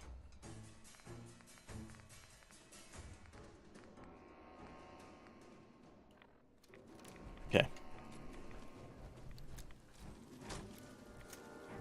Rumor, Microsoft is looking to acquire Steam. Yeah, I've seen this. Chris... Oh no, I can't remember his name. Shit. the level designer from Fallout 2 and writer on Van Buren and writer on the DLCs for New Vegas. Bugger, I forgot his name. He just released a review for the Fallout show. Actually, I agree with his review, and he put into words what I couldn't, and why I said I liked the show, but I could see it's bad. And it was literally, it's one of those things, like, the reason you can watch, like, a popcorn flick. He put exactly into words, like, I like the Fallout show, not because it's actually a good representation of Fallout in any way, but because it's like a popcorn flick. It was like fun to watch, despite all the flaws that I could tell. So, I agree a lot with his review on the show. But, yeah, I noticed he posted about that earlier, that Valve might be bought by Steam, and that's like, yeah, I hope. If they try that, that'll be terrible. And at some point, right, the Monopoly guys have got to kick in. I know they tried to stop them from buying another game company. I think it was Activision. Like, at what point is it actually a monopoly? I would say they already are pretty much a monopoly. Is it simply a case that because Sony are also a big company that they let them off? That's pretty ridiculous if we're just left with 2 companies. I mean, I guess there's Nintendo on the side, but like they're not competing necessarily. They're in their own space. I think the people who are choosing between, say, a Microsoft console and a Sony console, if they're gonna get a Nintendo console, it's as an additional one. It's not an either-or.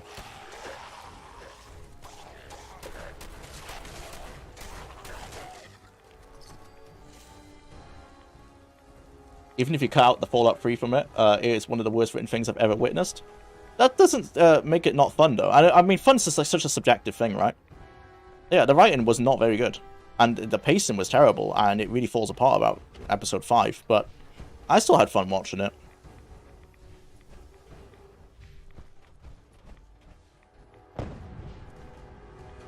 It's fun in the same like a Fast and Furious film is fun.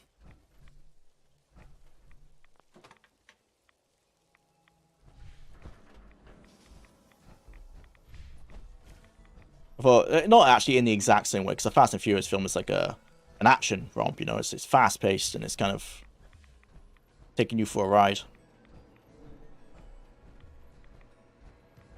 The moment-to-moment action in the show is good, but the overarching plot, I don't even know what was happening, pretty much.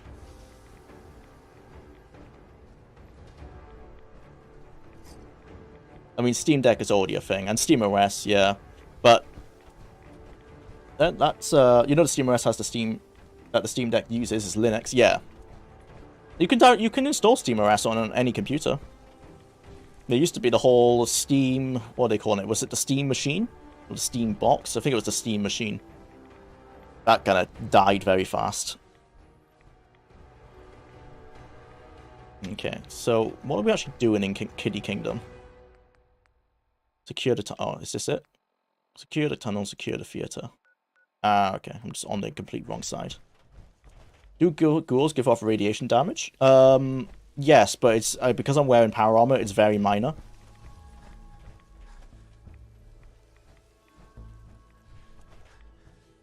But you can see in the bottom left, I've taken some radiation damage. It's just, not really a problem. Oh, we're out of time on this game. Okay. Steam machine. Yeah, those kind of died a death, but... yeah, SteamOS, you can still install it on any computer you want now. I've always had... like, I've always kind of wanted to make my own Steam machine from an old... it's like, say if I upgrade a PC, rather than upgrade, I might buy a new one, and then turn my old one into a Steam machine, and have that permanently hooked up to, like, in the living room. I've always, like, thought of that as an idea that I thought would be fun, but I just realized I'd never use it, because I just never actually, game in front of a television. I only ever watch television on it.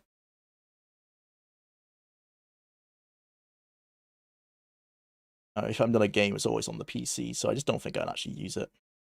Right. Take the hours. We have tactics. Oh boy. Well, can't wait to spend the entire time maybe finishing a scenario if we're lucky. Okay, start the timer. Play tactics. Switch over. Let the game boot up. Let's go. RIP fun. It's fun in its own way in that it's immensely challenging. The fun is overcoming the challenge. Tactics being tactics. All the same. That's not got me hyped up. Oh, I just realized the live chat. Yeah. So I didn't mention earlier, but the live chat's broken. It'll probably will fix itself next stream. If you can remember, this did happen a few months back. Yeah, I don't know why it's broken. I've set it up exactly the same as I did before. Where is it? Tactics chat. Yeah, okay. Let's turn it off for now.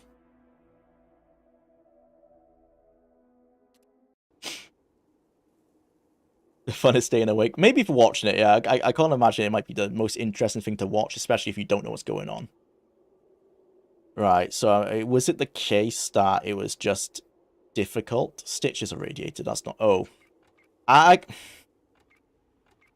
So I can see why I've said that, and it was because we stood too close to the mines. And those mines were radioactive, and we didn't know that until it was too late. So, have we since dumped the mines? Yeah, we're not carrying them.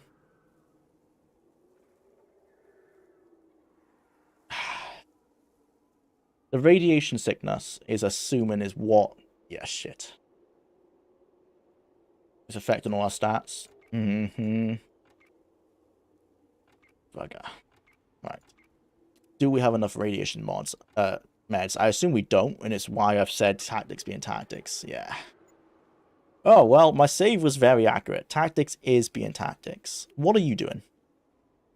Don't walk near the radioactive mine. Right. Do we load an earlier save? So we've got a save here. Is this before we cleared that building? No, we've cleared the building. And we're not... Mother's radiated. But Mother's are radiated because she's carrying the mine. So what we're going to do is get Mother the hell out of here. You come over here. You drop the mine. I remember as well, we've got to be quick here, because we're going to get found by a patrol. So everyone run over here, quick, quick, quick, quick. Because I think another patrol... yep, there they are. Okay, we literally only just got out of range of that. Come in here, Jwlar, quick. Okay, how did I just get irradiated? Are there more mines around here? Or is it the case that the air is irradiated? Got that one super mutant. Yeah, so I can't shoot because of that. Stoma, you come over to this window. Nope. Get over here. Ah, I hate the controls in this game. You guys get over there. Stoma, you come in here. You get here. Crouch. No, you can't even see him. Stitch. Do you actually still have... He has a rad away. Okay, so I'm over here. Rad me up. Okay, so I'm fixed up. Let's save. No rads.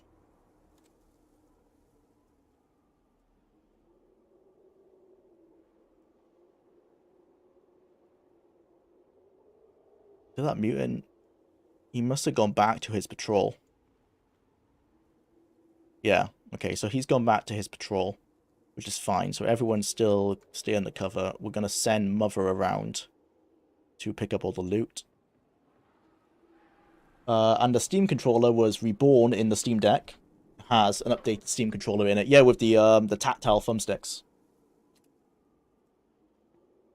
I've always wanted a Steam controller. I might... Seeing as they must be going pretty cheap now on eBay. Might be worth picking one up. People said they really enjoyed the tactile thumbsticks.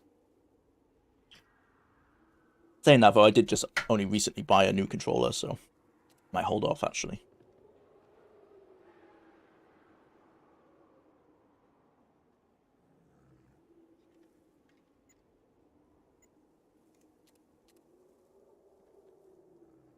I think that's the tagline to quite a few games. This was almost or could have been incredible. Yeah, it's like the premise really interesting for tactics. The execution less than great.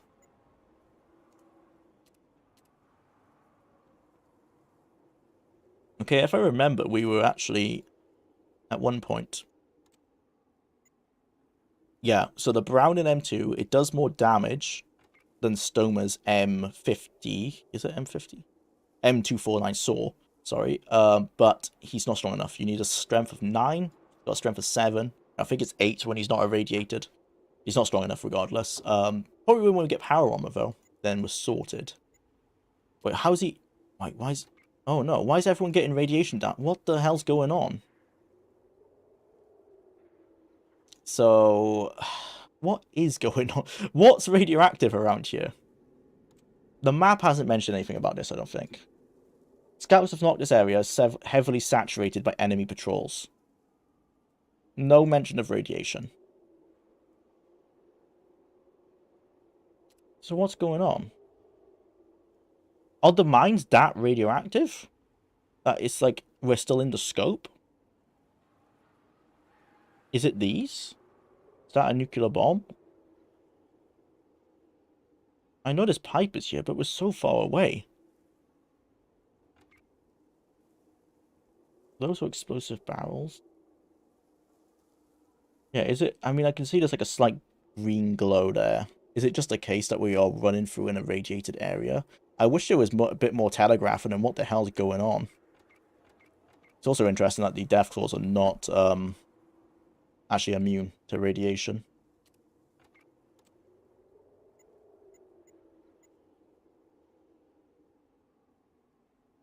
Can't believe how bad the reputation of the game used to be. It looks fun. It is fun. It's just a bit confusing at times. Like at the moment on... So we're going to have to reload again, which is frustrating. Oh, let's reload to where we've got no rads. Everyone stand up. Let's just get the hell out. Okay, we do have to run past the mines. That's not great. But, like, maybe it's just the area we're in at the moment is... Wait. Why are you green?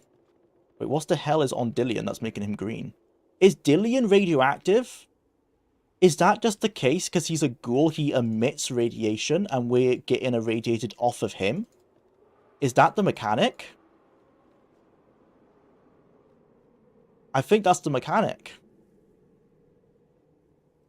Well, shit. Is that what... Wait, is that was... He's... Oh, it's because he's a glowing one, of course. Yeah, but you irradiate those around you. Right, okay. I'm an idiot. So that's what's been happening, is that we need him, because he's our sniper, to stay the hell away from everyone. Right, okay. Figured it out. Luckily, only mothers are radiated. Okay, so I don't know what the radius is on that, but let's assume it's a decent circle. Mother, you need to go get the loot over here. He never fought while he's a sharpshooter. Oh, that would make sense, yeah, to send him off on his own. Yeah, he's not going to be part of the squad anymore. He's going to be our scout. Makes sense. That's the trade-off then for why he's so amazing. Yeah, that's a pretty big downside, because I do like the kind of Zerg rush in most buildings. Can't do that with this guy. Let's level up Old Mother over here. Just kind of stick into unarmed.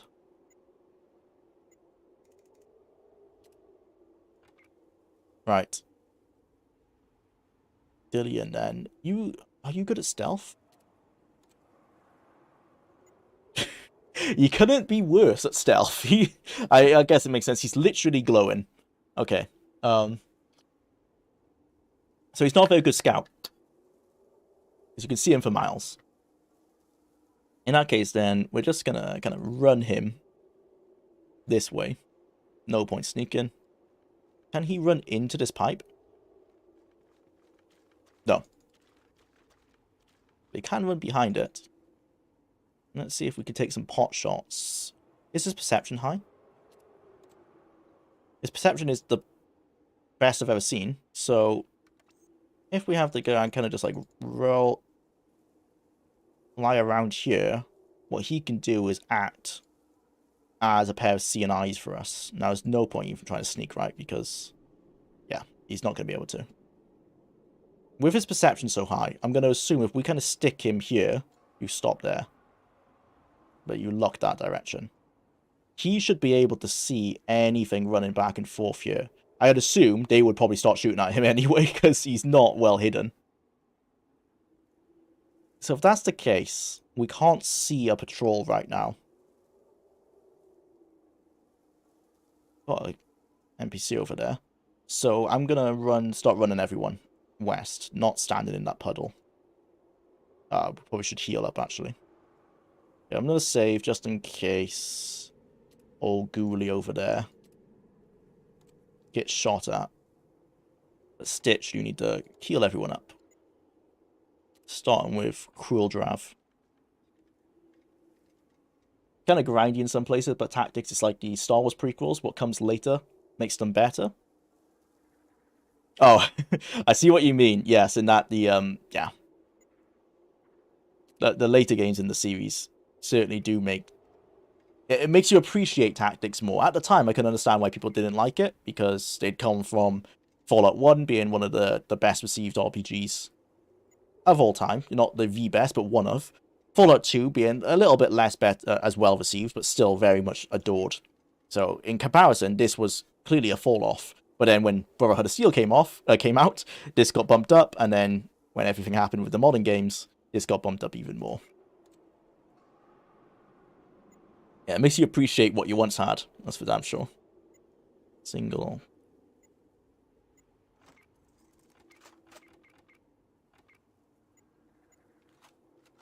Okay. Run. Let's go. Staying away from old Dillian over there, or Dylan. I love the Steam controller. I still use mine. How is the mouse control on it? I heard that what people really like about it is that, and this carries over to the Steam Deck, that the mouse is apparently a breeze to use with the tactile feedback, like the tactile pads. That would interest me a bit. Then again, I'm not sure if there's many mouse games. Oops, this is a dead end. there's many mouse-based games I would play using a controller. I'd probably just revert to using going back up to my office where I am now and just playing them with a mouse. Damn, so Wasteland 2 got its combat from Tactics. Nice. Yeah, well, yeah. I guess Fallout Tactics is closer to a squad-based CRPG, right? Kind of like Temple of Elemental Evil. But yeah, you can control everyone in that. Like D&D-based CRPGs, where you have a squad. Baldur's Gate 1 and 2 being good examples. I think it's closer to that, but it has similar combat to this. I guess, yeah, Fallout Tactics actually does sit in the middle of being kind of like a squad-based RPG, like BG1 and 2, while also having that Tactics like XCOM feel. Bit more tactical than those games. Okay, hello, who are you? Walk my post in a military manner. Oh, hello, children. I'm sorry. Rochambeau doesn't have any candy for you. Is that a pledge pin I'm gonna uniform? bump up the volume for If it you is, guys. will you help me fly again? My airship has fallen and it won't get up. We're from the Brotherhood, bro. We're on your side. Brothers, brothers, brothers. There you go. I didn't expect to see you again, so spoon. It's bloody sure No, go off. I told them that storms would be the end of the air convoy. I told them. But did they listen to me? Heck no! Fool elders exiling their own brothers over nothing. For nothing! Now, scratch my back, son. Like I did for my pappy. That molestation joke or... I said those airships weren't safe, but did they listen to Rochambeau? I told them that thing would fly like a Led Zeppelin. Then Gamoran tells me about the mime field, so I shouldn't blow my old fool head off. So I said, hey, change your name all you want, you lilac. I still changed your diapers before you were an inch in your daddy's codpiece. Do you have something shiny that you want to trade? All I have is this map of the mime field that Latham gave me. It says there are mimes buried in the field that's north of the east building. Gamoran has his faults, but he don't take no crapola from no meddling mimes. Did you give me the map? Well, he gave me remote detonation traps. No map. Is it actually on my Pip-Boy? No. Or did he reveal them for me? Where's the mine? Assuming this is the minefield. Then no, he did not reveal them to me. I can't see a map. Can I steal from him? Not gonna work. No, he's just got a bottle of piss, I'm gonna assume. Caught. I didn't, well, he didn't mean to steal it. Okay, well, whatever he was meant to do to help us there has not worked out. Let's see if we've got some supplies here. R.I.P. my fallen comrade. Sad to see that you've gone a little bit insane. Well, you probably was insane before this thing came down. How are you finding the story and tactics compared to Fallout 4? Well, what story we've had at the moment is very drip-fed. It's kind of like events are happening, and it's not been revealed to me at the moment kind of what is causing them. I mean, I know it's super mutants, but other than that,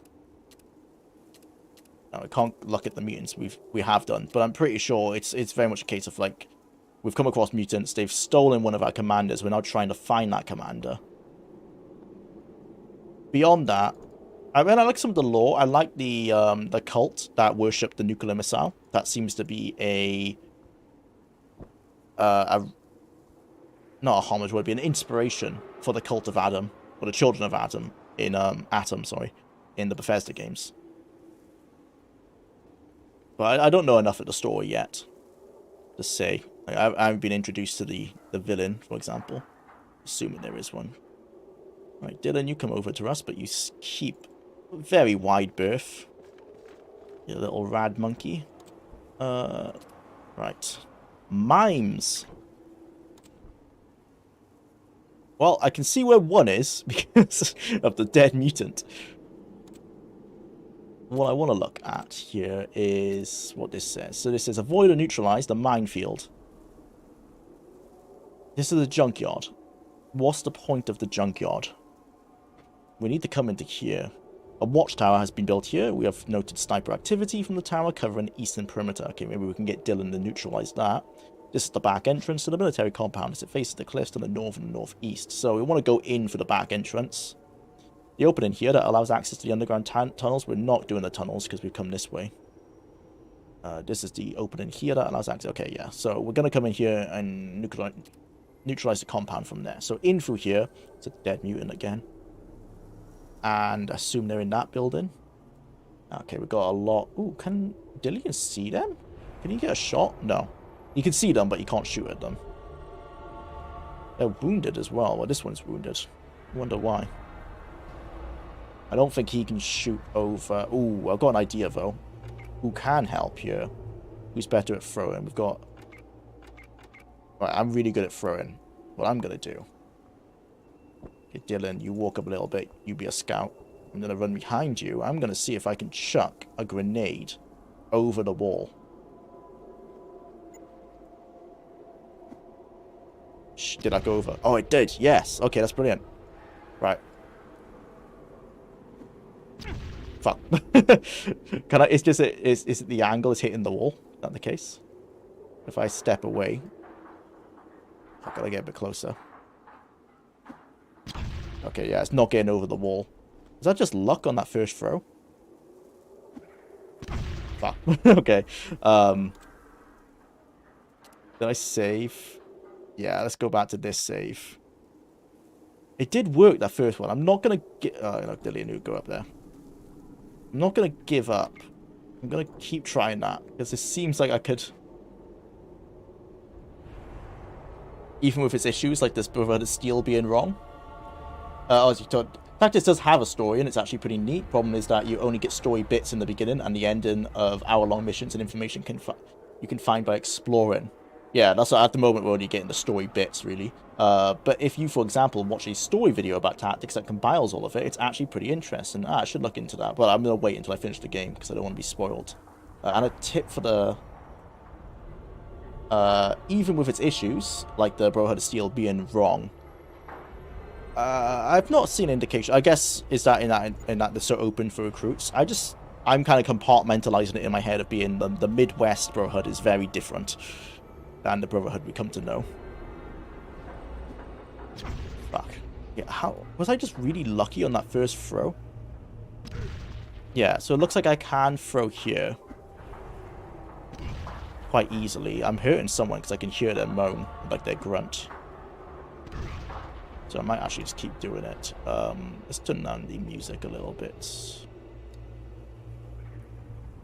So if I stand, it looks like I can get this arc just fine. So if I stand like here, can I get an arc to there? Yes. I'm not gonna, it's not blowing up the petrol tank though. Oh yes, there you go. Okay. Now if I run here, I get an arc to there.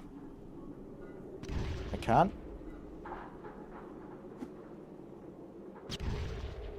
Okay, it was actually worth investing in throwing then. They're not very effective, but they are... Oh, fuck. Shit. Okay. But they are doing something. There you go. So that's one dead. I'm going to run back here because I was getting the sound effects for hurting someone when I was throwing here. I'm severely wounded. Let's take a stim pack.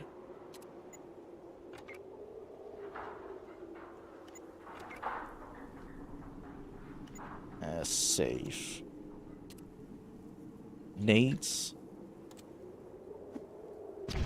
Yeah, see, I am hitting the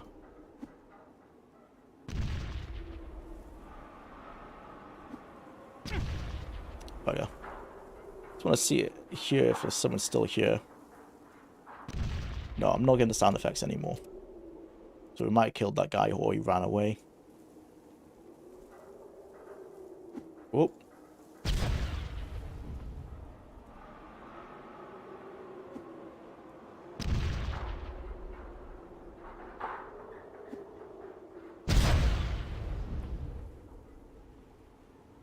Yeah, Dylan, sorry. You actually go ahead and use your perception. Brilliant. There you go.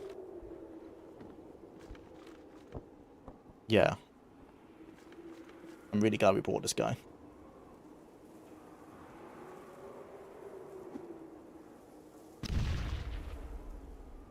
Come on. It's a very impervious mine. Oh, are you serious? By this one.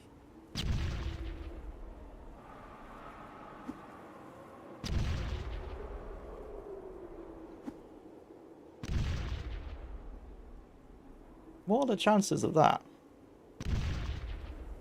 Oh, come on. It says 95%. There you go. Okay, Mother. Come down here. Give me those grenades. What? Does Mother's height come into it? And let me stand next to my sprite. Is she actually taller? No, I don't think she actually is that much taller, so I don't think she has... No, she hasn't got any extra distance because of that. Let me try, actually. Oh, maybe she does. Oh, it's her strength. I think because of her strength, she can throw further. Yeah, because mine throw in a clear arc, and hers are like being shot straight, very straight. But the actual distance she can throw doesn't seem to be as far as mine. I think that's probably just based on the skill level. But they seem to blow up above the mine, rather than actually arcing down. I'm not sure if she has the distance to throw this one, though. No. So she can't throw as far as I can, but her arc is much better, probably because of her strength. Or maybe her height, I'm not sure how it works. Mother, give me some of your grenades. 30.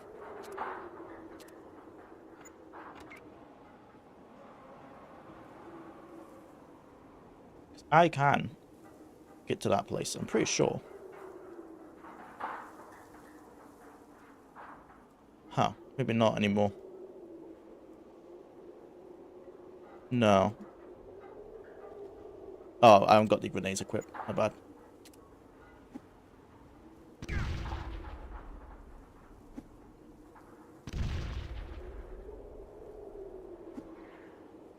Slow and steady.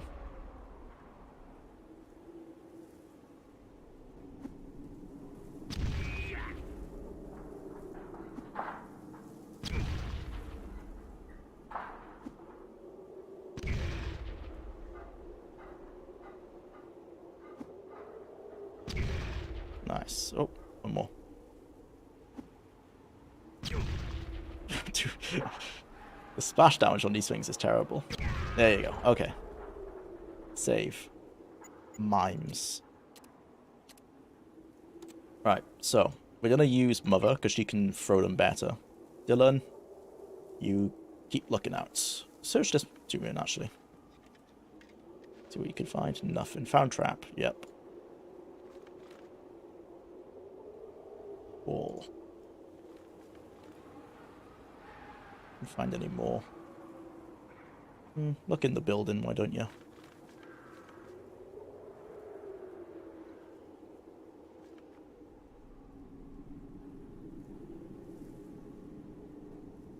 there a reason to go through the building? I guess not. There's no reason I can see to come through this junkyard. I think maybe this is the extraction point. It's the only other reason I can see why that is even there.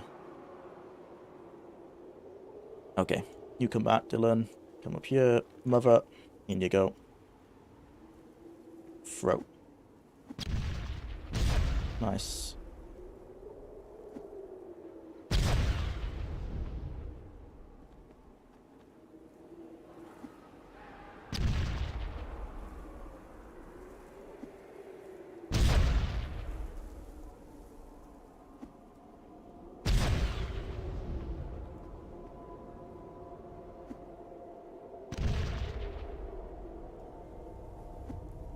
Again. There you go. Alright. Then up you go.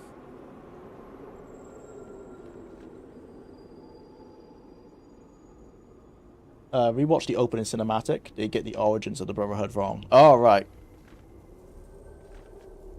Yeah, I haven't watched that in a while. I don't think I've watched that since the first time we played the game, actually.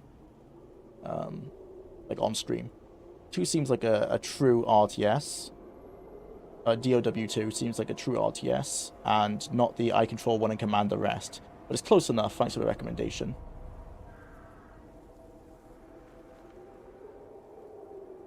The game I was thinking about with Dawn of War. Ah, okay, yeah. I think the story tidbits pre and post mission was pretty common in games which came out a few years before Tactics, like MechWarrior 2 in the 90s, briefing and lore after each mission. Yeah, but the missions and tactics can drag on depending on your playstyle. Yeah. That's the thing, it's like, I can't really remember what's happened in, like, the earlier... it doesn't help that I'm playing it on stream this way, but even if I wasn't, if, say, you sit down for, like, a 4-hour game session, and you're only doing that every other day or whatever, you can only do, like, 1, maybe 2 missions a day.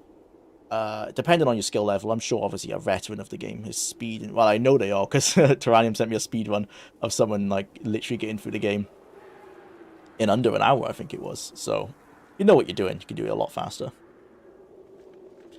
A big thing is that the AI isn't very smart, or isn't very fast to react, so you can actually just run past a lot of them. That was a big strategy used in that speedrun. I'm just not confident enough, because I don't know where I'm going.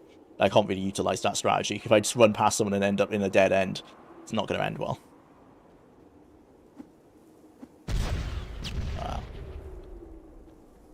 The AP is actually too high, and that mother can throw 2 grenades straight away.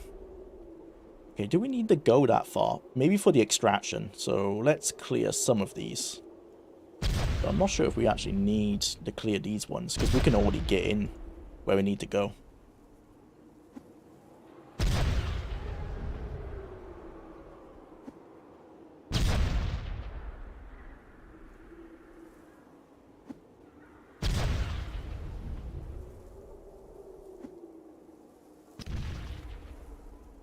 You ever played any of the classic Resident Evil games? Yeah, I played 1 through 4 a lot. I used to love 1 and 2. Played them all the time on the PlayStation 1. Veteran players can go through the game without ever killing a single zombie. I don't think I've ever done a pacifist run, but I could get through Resident Evil 1 in like 3 hours. You just like jump me on a playthrough, I can get it through really fast. Same with stuff like Alone in the Dark 1. I could get through that game in like 2 hours, maybe less. I could do a passive run of Alone in the Dark run, other than the boss battle at the end. I love classic survival horror games like that, because they're just essentially the entire game's a puzzle. It's like a memory puzzle. As long as you can remember how to do everything, you could really speed through it.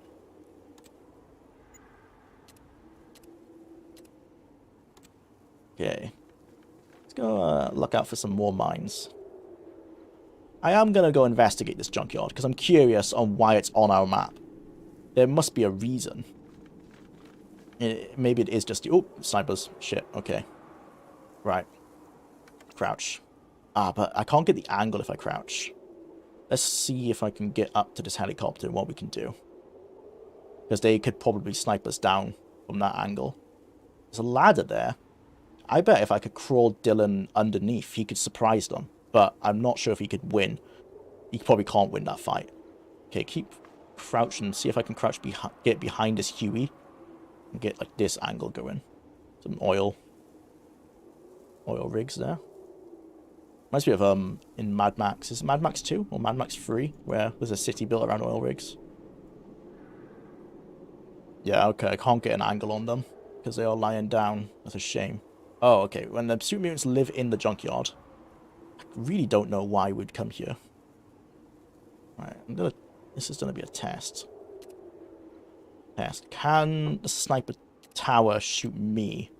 Let's see if I can take out this guy. Oh, you might want to start shooting. Like now. Come on, Dylan. Get a shot off. You can do it. Yeah. A bit more damage than I expected you. Yeah, so it doesn't look like they can get me on the tower. So if I just crouch, see if I can... Let's just keep investigating. Save. I'm going to leave it on paused quickly because I'm going to go take another break. Be right back.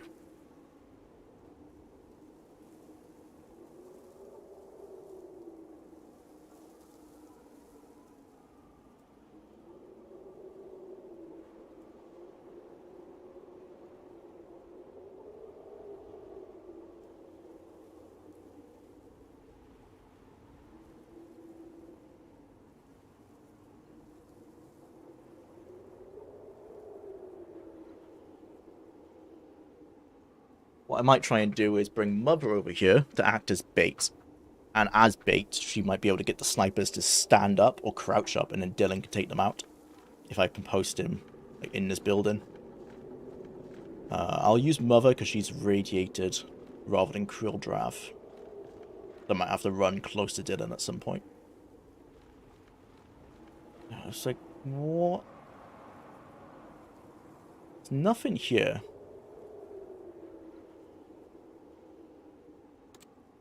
I think it might just be the extraction point.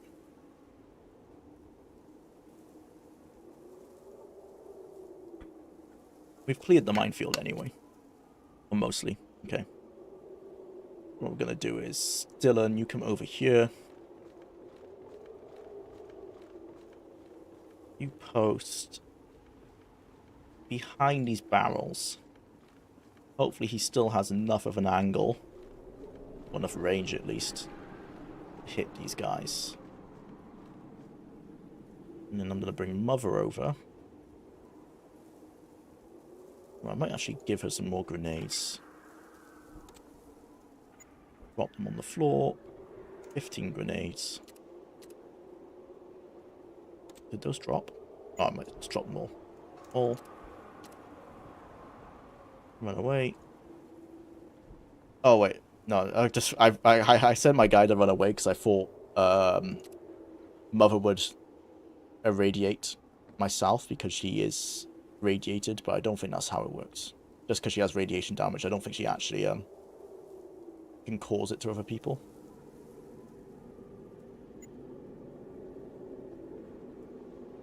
Throw a grenade. Don't. Okay. Right. See if this is gonna work. Test. Stand up, snipers. Stand up, snipers. Snipers. Hello. Oh, you guys are useless. Okay, well, what I'm gonna do instead is is this smart? Yeah, I think this is smart. Oh, why are you guys irradiated over here? Okay, I think Jwlar just stood next to Dylan long enough to get irradiated himself. How's it affected him? Unarmed is slightly affected. His strength is still super high, so I'm not going to waste my one and only rad away just yet. Also because I've already used it on myself, so never mind. Okay.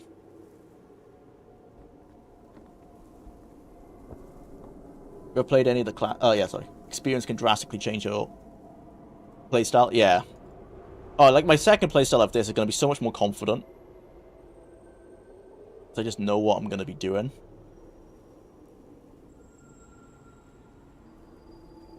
Right. Yeah, we're going to give them a bad time. Shredded. So that's what's going to happen to these guys. You shred, you gore. Actually, Mother, you gore because you've got higher AP. You shred.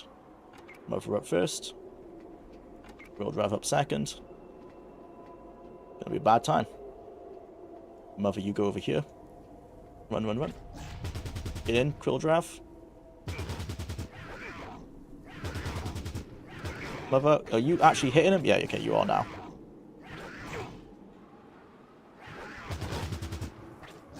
Maybe shred instead, because I think you need to attack faster. Or rather keep attacking.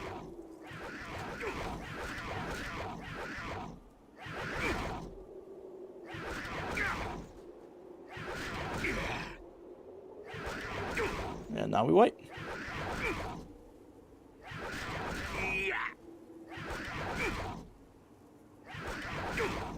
Any minute now.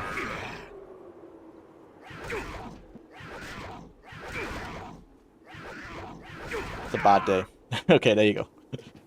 Finally. That's one way of solving that problem.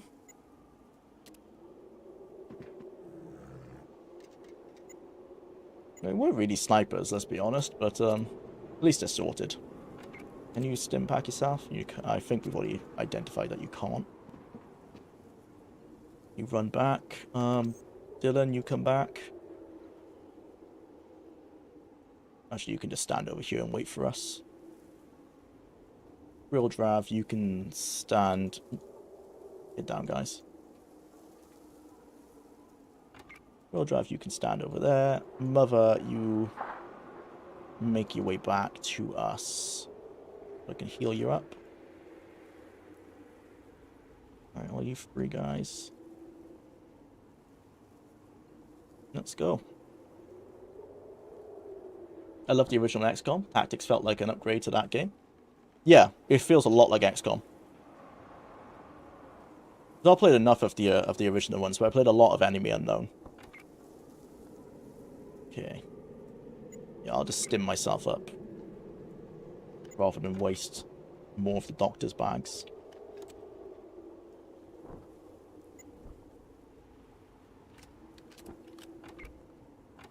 Stitch. Fix up Mother.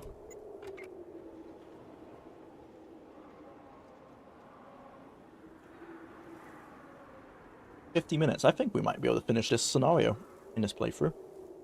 Yeah, I'm pretty sure I say that every time. But I'm pretty sure we're nearly done on this one. Oh, fuck. Dylan! What's the point of having you with 14 perception if you can't even see that? Well, we didn't die. So, there's that.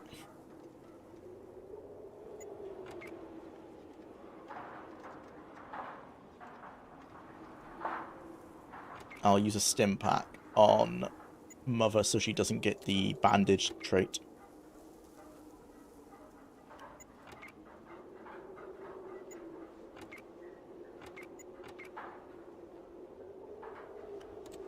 Okay. Do I not have an AK? Oh, it's the FN. I think, yeah, the FAL is, yeah, it's burst fire. Okay.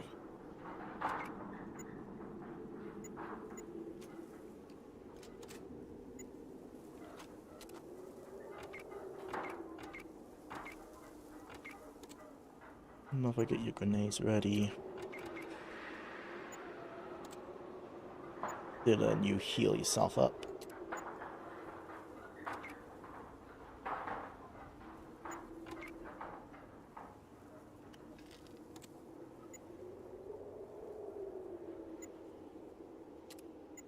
Okay. Right. Everyone get out the way. We're going to send in Dylan first. Dylan, in you go. Be a little bit stealthy. What can you see? One lying down super mutant. But that's it. Oh, this guy's asleep. Oh, I don't have melee.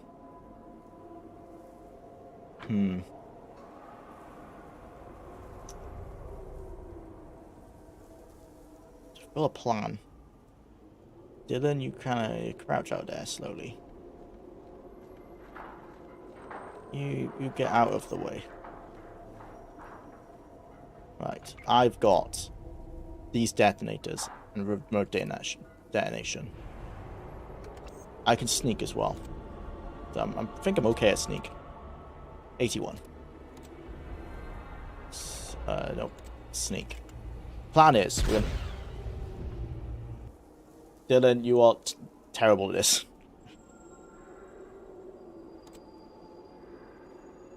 When we heal up, the plan is we're going to leave a detonate. We're going to leave a C4 next to the super mutant.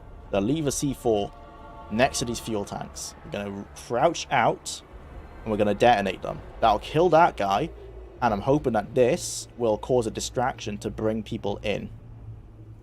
I'm going to stand Dylan here, so he can see in. We should be able to see the people come. And then we might be able to decide whether we want to come in and kill them, or leave them and see what if they return to their routines or anything. That's the plan. Whether it actually works or not, we're yet to find out.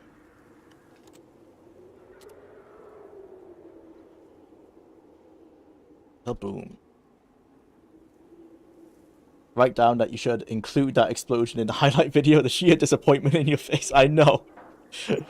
All these traps. I can't tell if it's Dylan didn't see them or he did see them and the wall is blocking them. It's possibly both.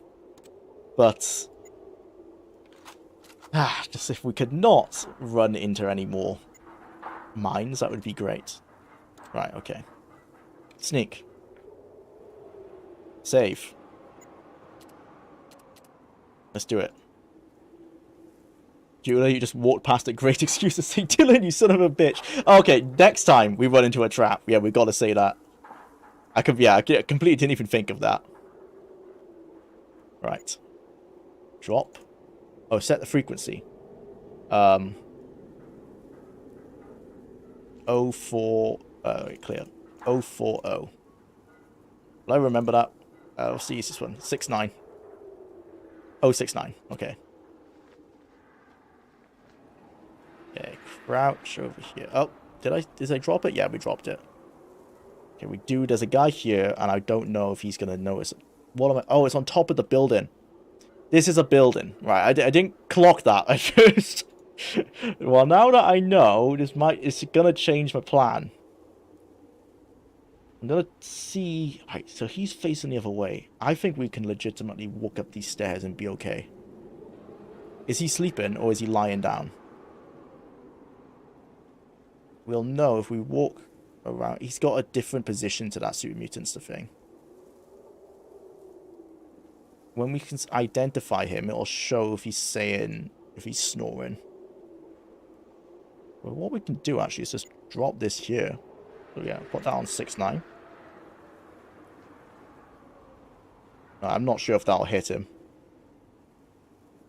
But we're not going to use these C4 for anything else. There's a glitch here as well. Okay, drop this, 6-9.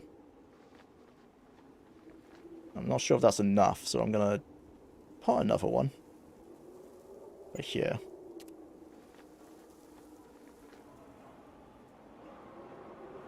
Ooh, gas tanks. I probably can't make my way over there, can I? No, there's definitely going to be a lot of mutants around. Maybe if I crawl around this way? No, I assume there's going to be mutants around here somewhere. Okay, that should be enough. Let's crawl out.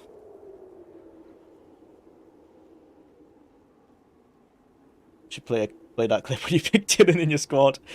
That's a good idea. The classic Arnold clip. Okay, so everyone runs away. Dylan, you stand there. Me, don't get too close to Dylan. Okay, I think I'm safe to run away now.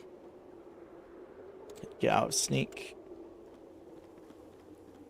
Right. Let's save in case the explosion's way stronger than I think. Kaboom. Let's just kaboom 2. Right. Hopefully Dylan can see what's going to happen on top of that building. Remote detonator. Trigger 6-9. Well, it worked. Scouting. I don't know if it killed that mutant or not. Dylan, you go see what happened. This guy dead? If he's not dead, he didn't wake up.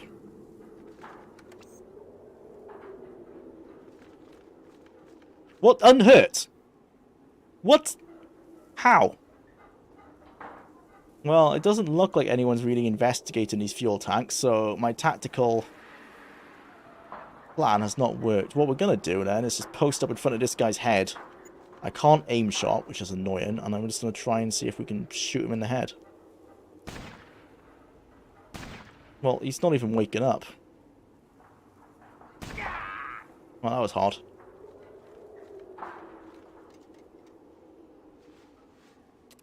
Okay. You keep scouting for me, Dylan. He's asleep. He's very much asleep. That's for damn sure. Didn't even notice. What are your thoughts on tactics? I like it, and I can appreciate what it was trying to do, but there's just so many of my plans that I've tried. I think I've actually every tactical plan that I've tried that has some level of tactics past run in and shoot tends to fail, like what you just saw. And I think it's because I'm giving the game maybe a little bit too much credit. Like, I had hoping by blowing up these fuel tanks, it would have caused people inside this building to come out and investigate. That's not happened. And I was doing that so I could hopefully try and see how many people are inside the building. Well, we can see that it's 1, 2, based on Dylan's perception. Is there anyone else on the roof? We might be alone on... No, there's 1 more on the roof. So we've got at least 4 that we know of. There were 2 here, but we've killed them. Now, if I start shooting, they probably will react, is the thing. So what I need to do is get Dylan... Okay, there's 1 up here as well. Oh, fuck. Okay, luckily no one seems to be reacting to our little sniper battle.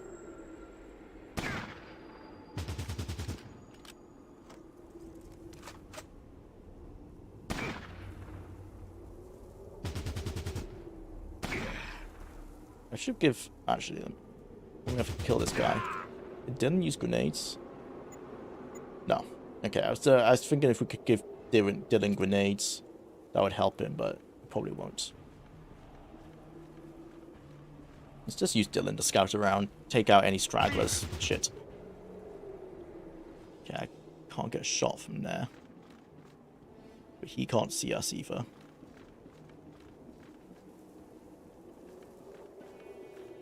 Is the fence blocking us? I think the see-through fence is actually blocking us. Oh, in which case then, I can do this. And then crouch. Let my AP go up. If I put myself in sentry mode or aggressive mode, if I stand up I should shoot.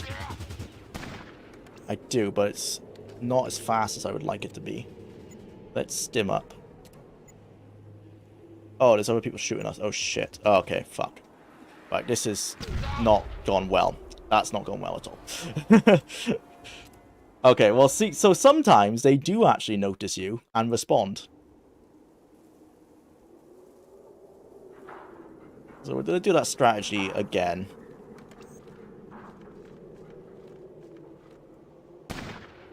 I killed this guy. Can he see me? No.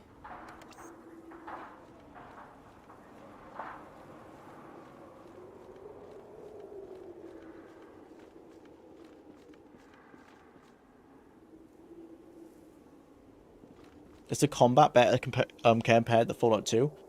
Depends what you mean. In like, I think yes, I would still guess, because when I played Fallout 2 last time, after playing Tactics, I was immediately disappointed when I remembered you can't control your companions. So for that reason, I do prefer Tactics. I like you can control your companions.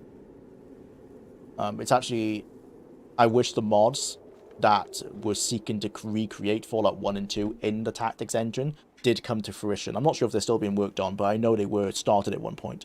Because of that reason, that I really missed that when we played Fallout 2, because your companions just do stupid things, you know, like... well, yeah, I'm sure if anyone's played Fallout 1 and 2, you know that your companions do stupid things. And at least if you can control them, you know it was your fault. But that's part of the appeal, I guess, in RPGs like that, is that the game's ran by like a virtual game master, right? And if the game master says Sulik shot you in the back for a critical hit, then that makes it more interesting than if you made a bad choice yourself.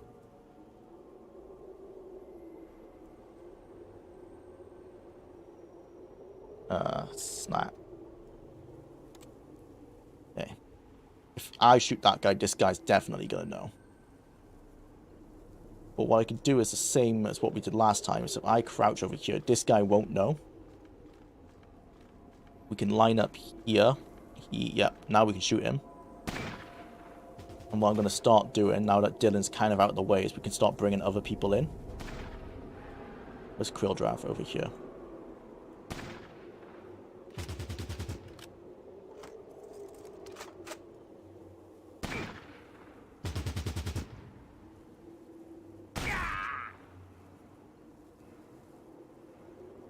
So, you come over here, Dylan. See if you can get a shot on this guy. No. This would be the only reason I would want a grenade. And there's that guy as well. And there's some people that might run around here. It's just that guy, this guy.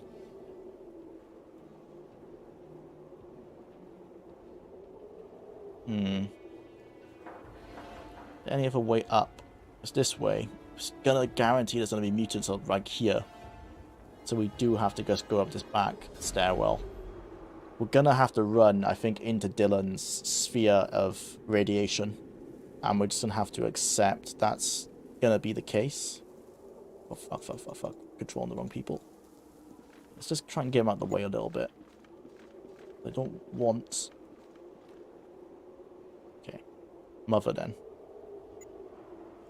If we stand Mother here, she could probably just arc a grenade over to this guy.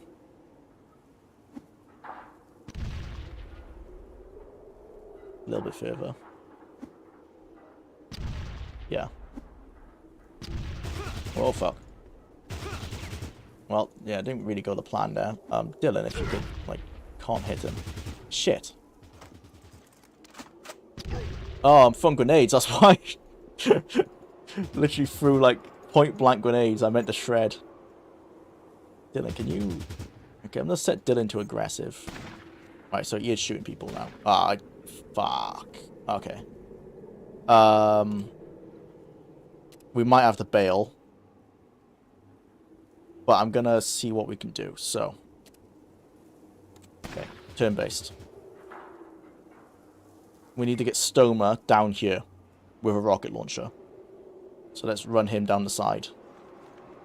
Jwlar can also hold them off. I need to run up the stairs over here. Stitch, you need to get over to Mother. So Mother, you need to run here. Stitch, you need to run over here. Okay. Mother, yeah, you just make sure that you're out. You crouch, actually. Okay, end turn.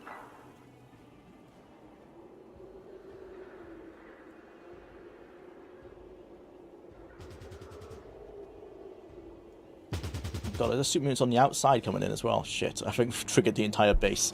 Yeah, we might be bailing this plan, but I'm going to see if I can play it out. Okay, let's see what we can do. Get my foul ready. Put myself into... I can't change my defensiveness and stuff in turn-based. I just need to get up the stairs. Up the stairs. Crouch down. I can't. Just get behind the sandbags. At least I've got an angle on this guy now. Dylan. He's probably not too much of a threat. Yeah, Dylan, you keep shooting down here. You only do one shot. You get a single off on this? No. Okay. Stoma. Get here. Crouch. Can't. Jwlar. You also get there ready. Run down. Okay, Stitch. Heal up, Mother.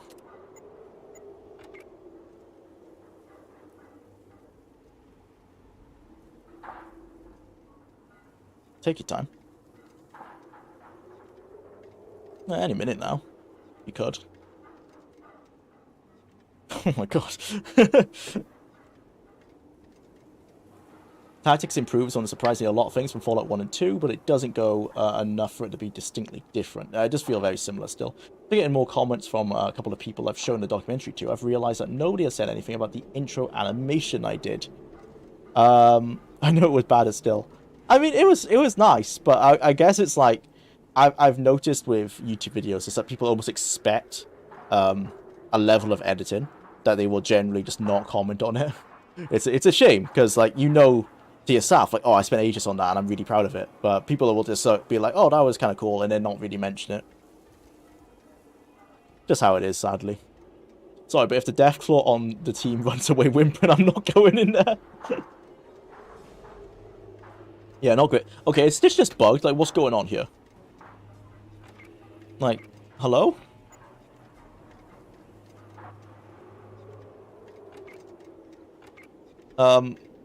Is he broken? He didn't heal her. Is that literally just bugged out? Shit. Yeah, what the hell? Okay, no, it goes over the turn. Right, okay. I did think that when I ended the turn just then.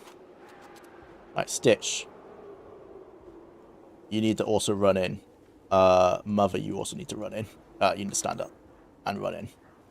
I need to crouch. I'm also controlling Krilldrav by accident. That was a waste. Anyway, he needs to kind of crouch to get out of shots, because you need to crouch. You need to switch to your rocket launcher. And you need to fire a rocket. You can't shoot that far. Can I just right-click shoot? No. Okay, I'm going to shoot a rocket here, and I'm going to hope it misses. Well, at least it killed him. I was hoping it would miss and hit these guys.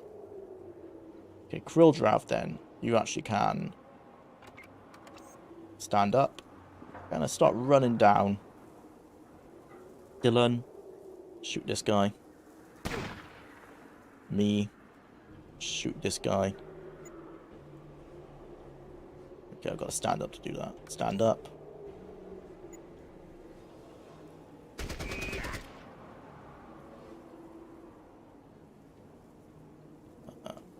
Mother. Oh, everyone's done. I need to give Dylan a pistol. That takes 3 AP to shoot. Because it's a waste of his AP otherwise. I'm gonna get him to use a stim pack next turn. Yeah, he can't use it now.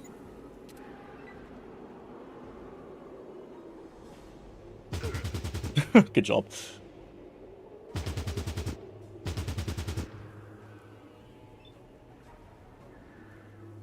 Okay. Reload. 26%. Unlikely odds. Well, let me at least see what happened. That's annoying. I don't know if it, like, how badly it missed or what. But they're wounded, so I think he hit him. Okay, Krilldrav, you still keep running down. The closer he gets down here, though, the more likely that rocket's going to veer off. So, let's get him here, crouch him down. Can't crouch. At least he's there. Okay, me, take a shot. Dylan, take a shot. Nice.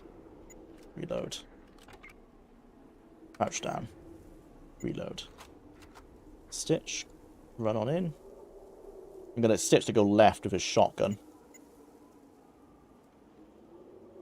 And Mother can come this way.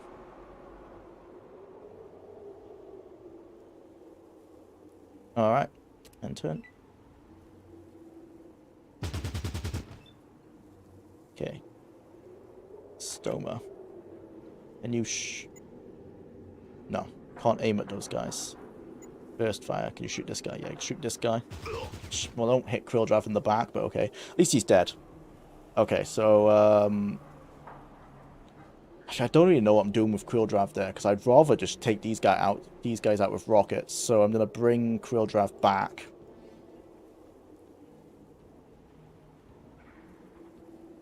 Dylan, can you get shots off on these guys? Oh, you can. Nice. You just stay posted where you are. Use your stim pack on yourself. Okay, I'm going to do the same.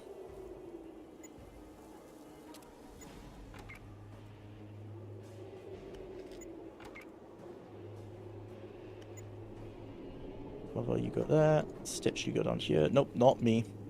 Fuck's sake.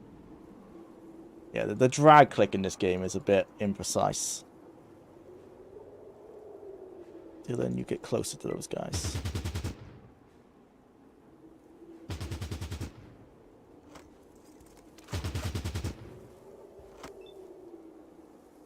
Okay, Stitch. This way. Down to there. Krilldrav. Run behind the wall. Stoma. Rocket launcher. No, no. Stand up. Run this way. Yeah, actually, Krilldrav, you run down this side because you are kind of baiting, basically, at the moment. You're baiting the machine gunners. It's got a job. It's not a very effective one, but it's better than them shooting at Stoma.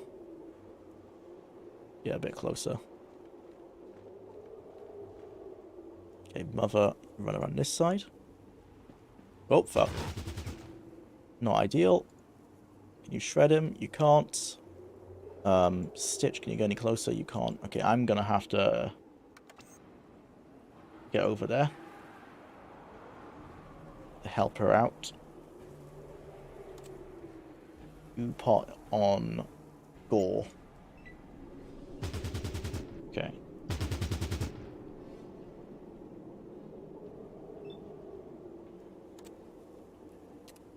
Save. Mom. She's not in a good position. Hopefully I can knock him down. Yeah. We want 4. Nice. Then run away a little bit. Can I get a shot? 0%. 0%. See, I need 5 AP. So I can use 2. 2. 0%. 4%.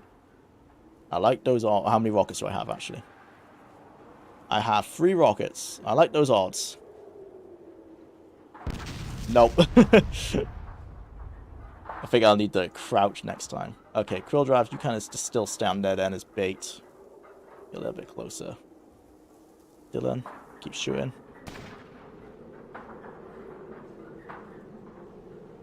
Okay. Can I get around this corner and take a shot? 6, probably not. Around the corner. No, can't. At least, though, I might be able to distract the AI, and they might shoot me rather than Mother.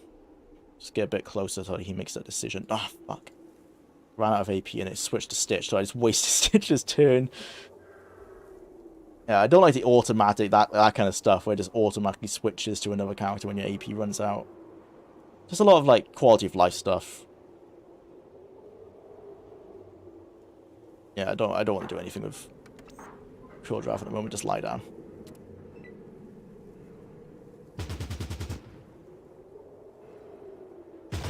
Shit. Actually, Dylan, can you get a shot on this guy? No. Okay, so I'm worried I'm gonna hit Mother. So I'm gonna... Oh, if I do single shot, I should be fine. Okay, single shot. And another. Okay, now she should be fine to shred him to death.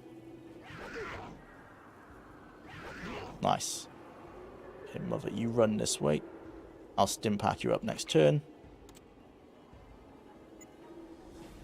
Okay, Stitch, you get here.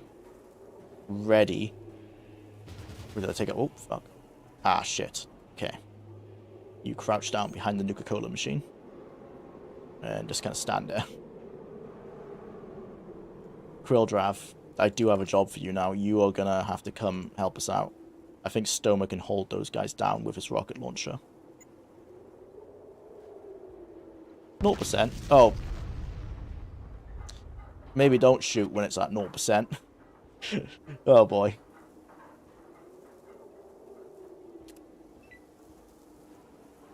I think Dylan and Stoma have got this right-hand lane sorted on their own. Stoma, you need to... He hasn't got stim packs. It's not ideal. Okay, you crouch, and I'm just going to slowly move you up to...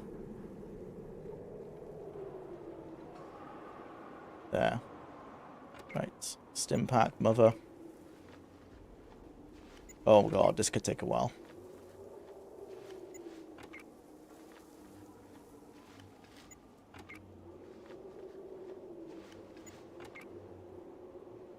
Not enough.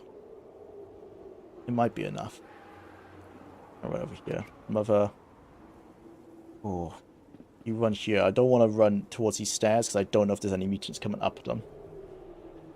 But you just wait there for now. Real draft, you keep running around.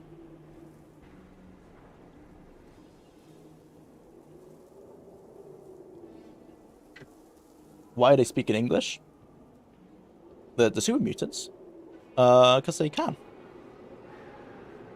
It's just me, or does this have more diverse assets than Fallout 2? Anyone know the comparative budgets? Actually, I don't know the comparative budgets. This was outsourced. I know that it was outsourced to an Australian company called Microforte. I think that was their name.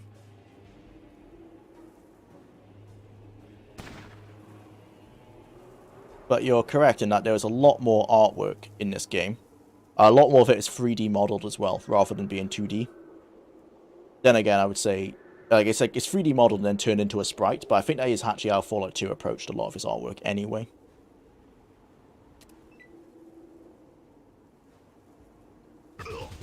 No, that's convenient. Histoma, keep doing the same, just crouching up to these crates to get a better angle.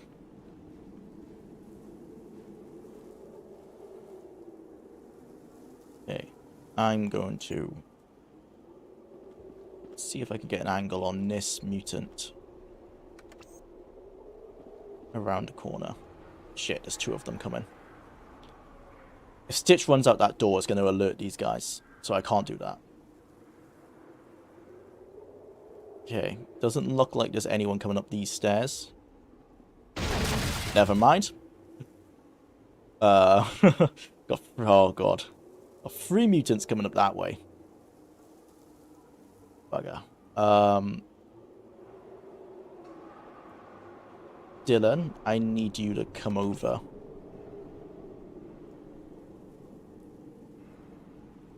Get down here. Stitch, you are actually kind of stuck, to be honest, Stitch.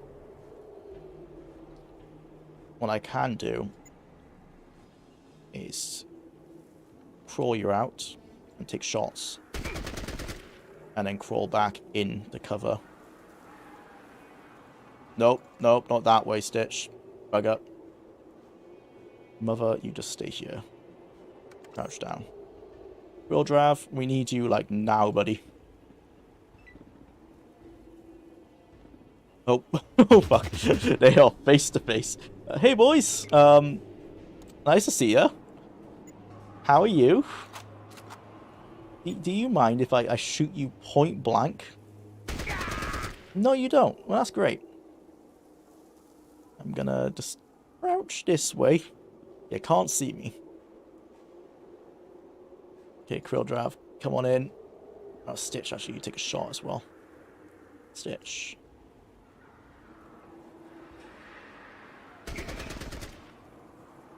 Okay, Jwlar's out and moves. Dylan, yeah, you get up onto this central thing. Can you get any shot? Oh, you can shoot those guys now. I think we might be okay over here. I'm going to run him a bit more central so he can provide cover and fire if he needs to.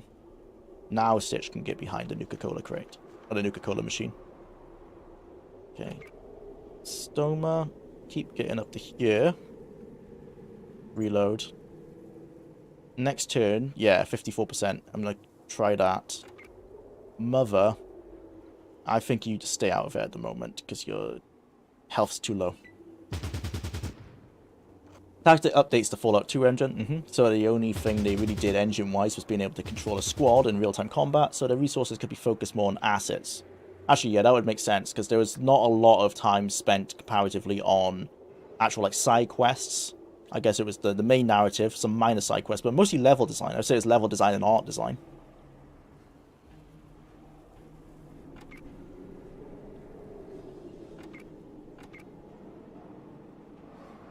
Right.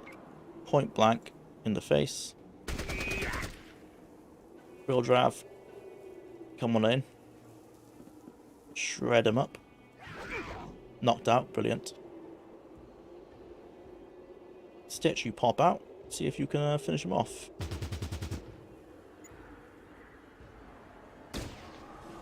Not quite. Nearly though. Now we've got that guy. I think Mother, she just peeks around this corner. Yeah. I'm gonna risk it. Because he could point blank her and kill her. But I think... Oh, actually, if she just lies down now, what she can do next turn is she'll pop up and she can run in to get that guy. Okay, Dylan, you start taking shots at this guy.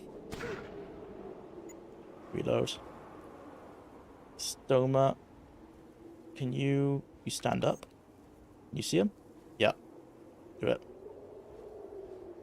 I hate... Let me see what happened. Okay, we did hit him. Almost dead. Nice. Jwlar can't do anything at the moment.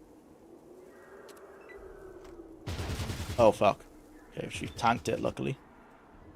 Right, Stoma, you finish him off. 53%. Okay, we got him. Brilliant. Right. Jwlar, you finish this guy off. Nice. Okay, run out. Distract this guy. Nice. Mother, stand up. Run towards him. Okay, so he should be shitting himself now. I need to stand up and get around this corner. 4 action points. Can I take a shot? No, too much. Stand here. Hopefully, his AI kind of doesn't know what to do and will still shoot one of these guys rather than Mother.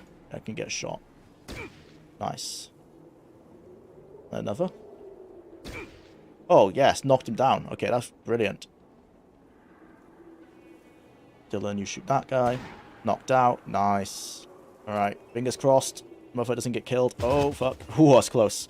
It is close. Right, okay. But it's over now. I can get first shot. Dylan can get 2 shots in. Jwlar can come in. Shred him up. Nice, there you go. Okay, I need to come over here towards Mother and get some stim packs on her. No, not Jwlar. You can run over there. Mother, you come here.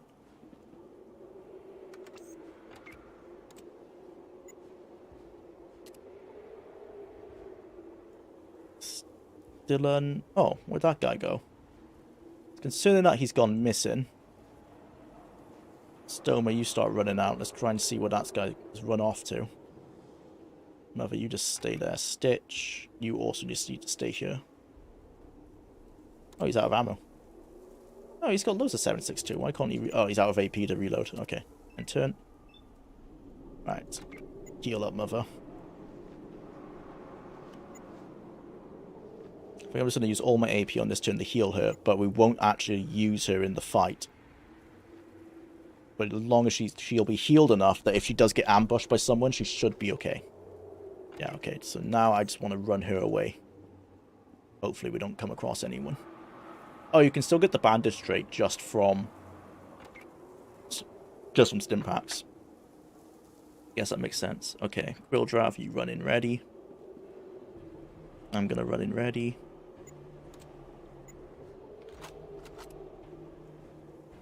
Stitch. Get a little bit closer, I guess. Get shotgun ready. Stoma.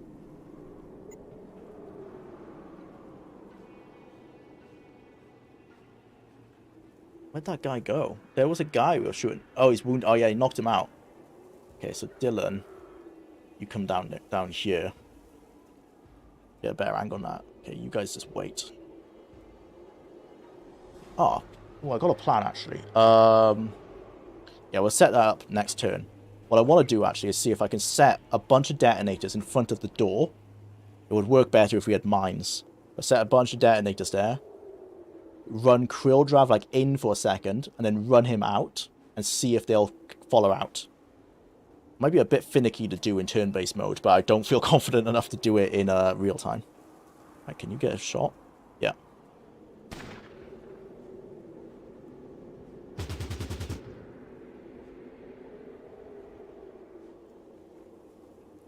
Okay, Mother, yeah, you just keep running away. Okay. I need to come over with my detonators. Okay, this might not work, because I realized in the time I'm setting down the detonators, they might figure me out. Do I have any detonators on Stitch? No. Okay. Stitch, you just chill. Jwlar, you just chill. Dylan, you just get a bit closer. Alright. And turn.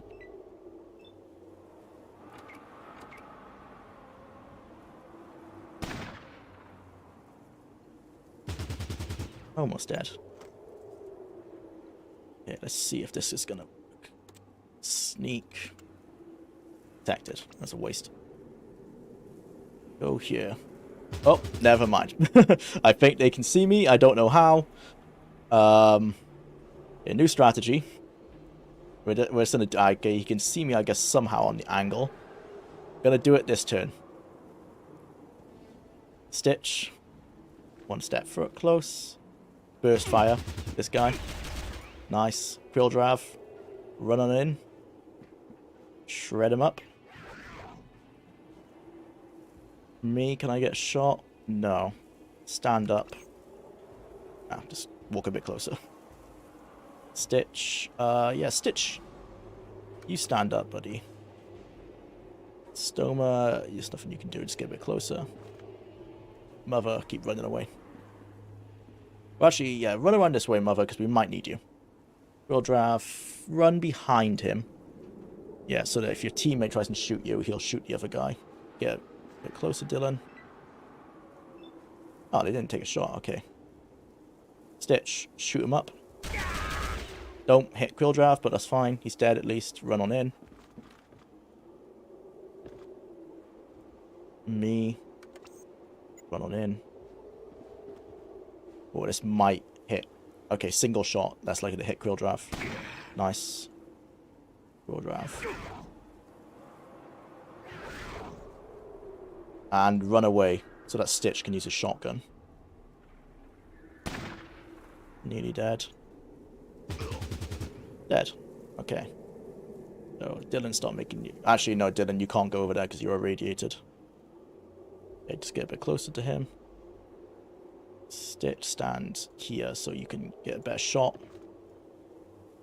Stoma, you can start running in, Stoma. If we need you, I don't know. I see how this fight could go terribly, but we'll see. No, he didn't even make a move. Okay. Stitch, you use your single fire, less likely to hit teammate. And again. And then Jwlar, you can finish him off.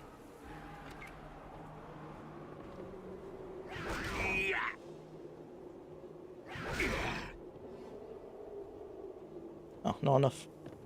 Okay, can I finish him? Nice. Okay, well, we actually finished combat.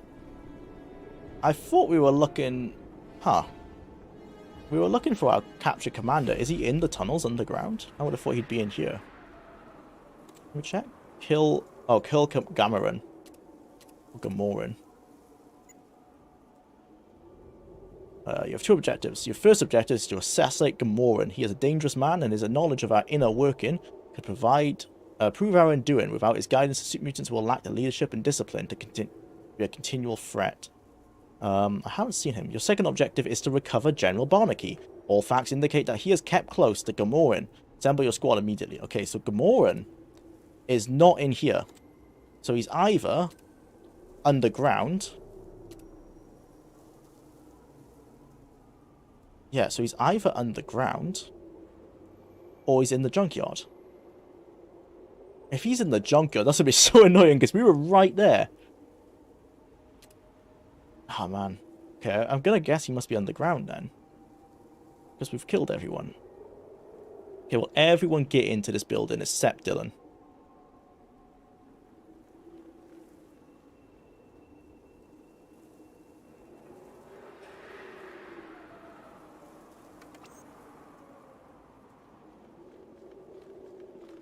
Gonna do some healing.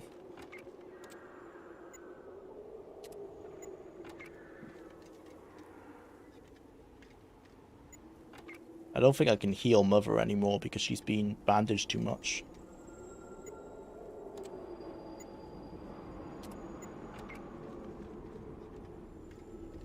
Oh no, I still can.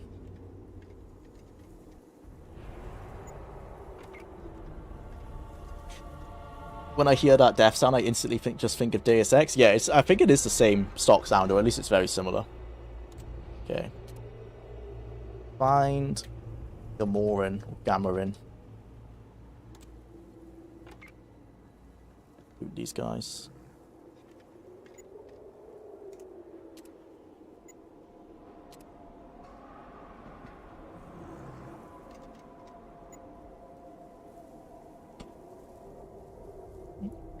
Sorry for hitting the mic.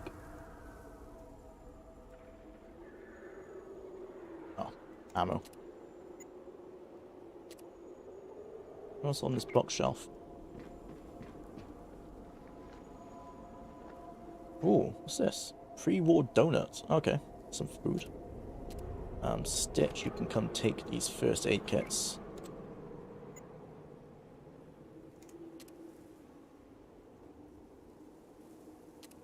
Stoma, you can take the bullets, 50 cal.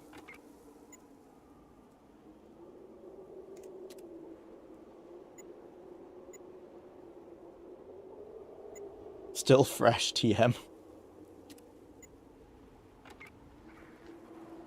Is it health? Yeah, it's just health, I think. I think my AC might have bumped up a little bit as well, actually. I think I saw that number move. If I give these to Stitch, then does Stitch's AC go up if he eats them? It'd be weird for donuts to improve your armor class. No, I think it was just HP.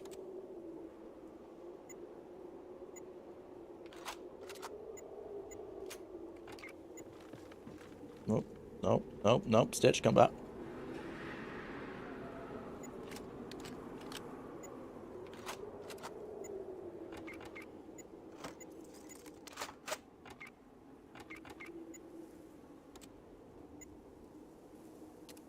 Right. Into the tunnels, I guess.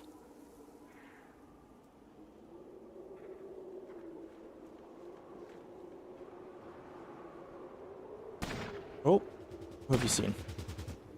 Oh, shit. I mean, I like your chances, to be honest, Dylan. But let's start running some people down in aggressive mode. Me. Nope, don't not lie down. Aggressive mode. Stoma.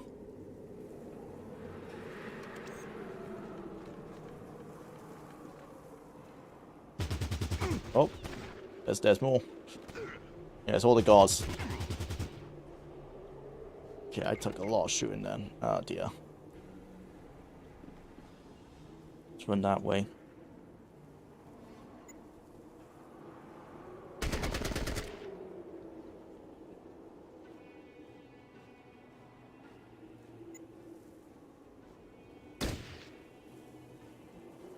Come on down, Deathclaws.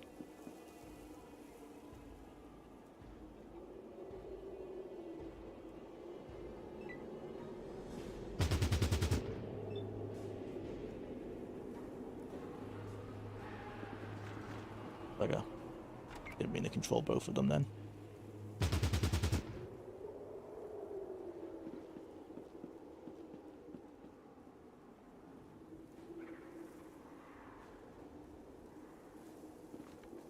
What can you see to them? Okay, you can see those two now. Blinded. Brilliant. Ditch.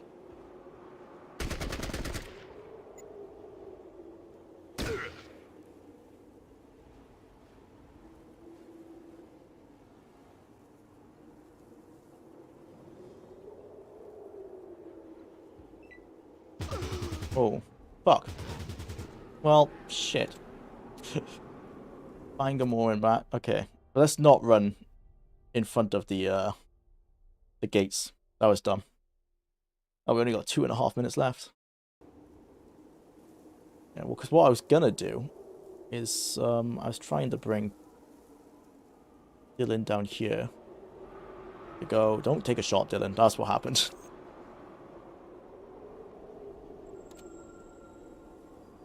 Scouting. Gonna see what's on the ground.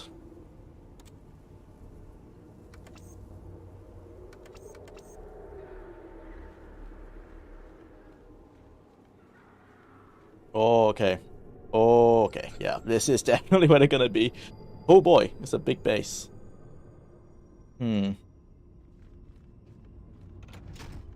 Interesting that I've got...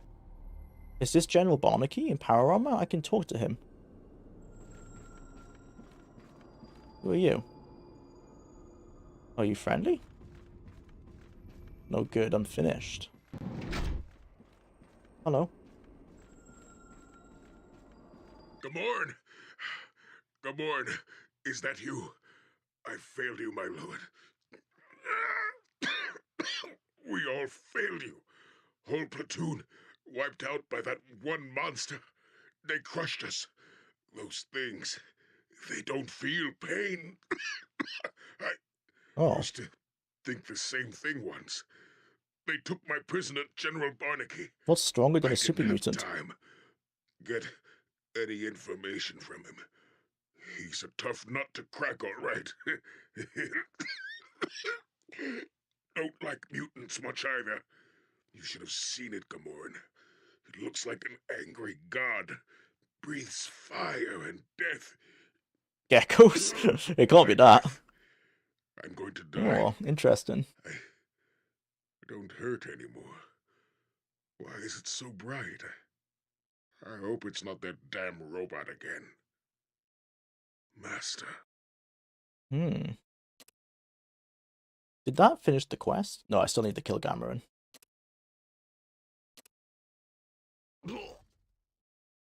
But at least we know we can't get Barnaky. We got his letter as well. And impact gloves. Maybe try and give that to the Death Claws. I'm not sure if they can wear them or not. Let's read this. Can't. Well, it's a quest item, I guess we can give. Huh. Well, interesting. Now I'm curious on what's stronger than a super mutant. And that's time up. Alright. Well, that was really fun. Gotta end the stream now, unfortunately. But I am working on the Ted Peterson interview, so that'll be coming out this weekend. That's what I'm going to be editing this evening. This... Kill... Gamoran. Or Gamoran. Alright. Thanks for coming, everyone. That was pretty fun. I think it's quite often if I have a good run in tactics, I start saying I've got the hang of tactics, and then it'll kick me in the balls again as it gets hard. But yeah, I think we're at a point where our skills are good enough that the turn-based mode is actually worth using. Because for a while we were so useless that using real time and spamming AKs was the way to go. But I think finally our weapons are getting better as well. That makes a big difference. And I think we did pretty well then to use our squad to wipe out all of those super mutants. Now we've just got to do the same going downstairs. That'll be a bit more difficult, I think. Especially because we can't go on near Dylan. That's going to be frustrating, but I'm sure we'll figure it out. Alright, thanks everyone. Is the Nuka World DLC the last DLC we have left? Yep, that's it for Fallout 4. After Nuka World, Fallout 4's done. Fallout 2, we're literally in San Fran. So, while I want to take my time with Fallout 2, maybe spend another 2 or 3 sessions just finishing up San Fran, it is in a situation where we can finish it in a single hour and a half. I think we could go straight to the oil rig, because I'm pretty sure we do actually have everything. And I have my charisma, my speech skill is high enough that we'll be able to get the Enclave soldiers to back us up. And I think my intelligence... I'm not sure about my science skill. We might need to read some books, but I think my intelligence and my science skill are slightly close enough to get the turrets to work. So I think we shouldn't have much of a problem with Frank Horrigan. We'll see, though. The Enclave squad, we can definitely get with my speed skill. But thanks for the show. Believe it or not, listening to the discussion and the random chat rambles is entertaining. Oh, thank you. Well, I try my best. But yeah, I'll be back next week. Fingers crossed. I shouldn't have anything coming up next week. So yeah. We'll see. All right. Thanks, everyone. I'll see you all.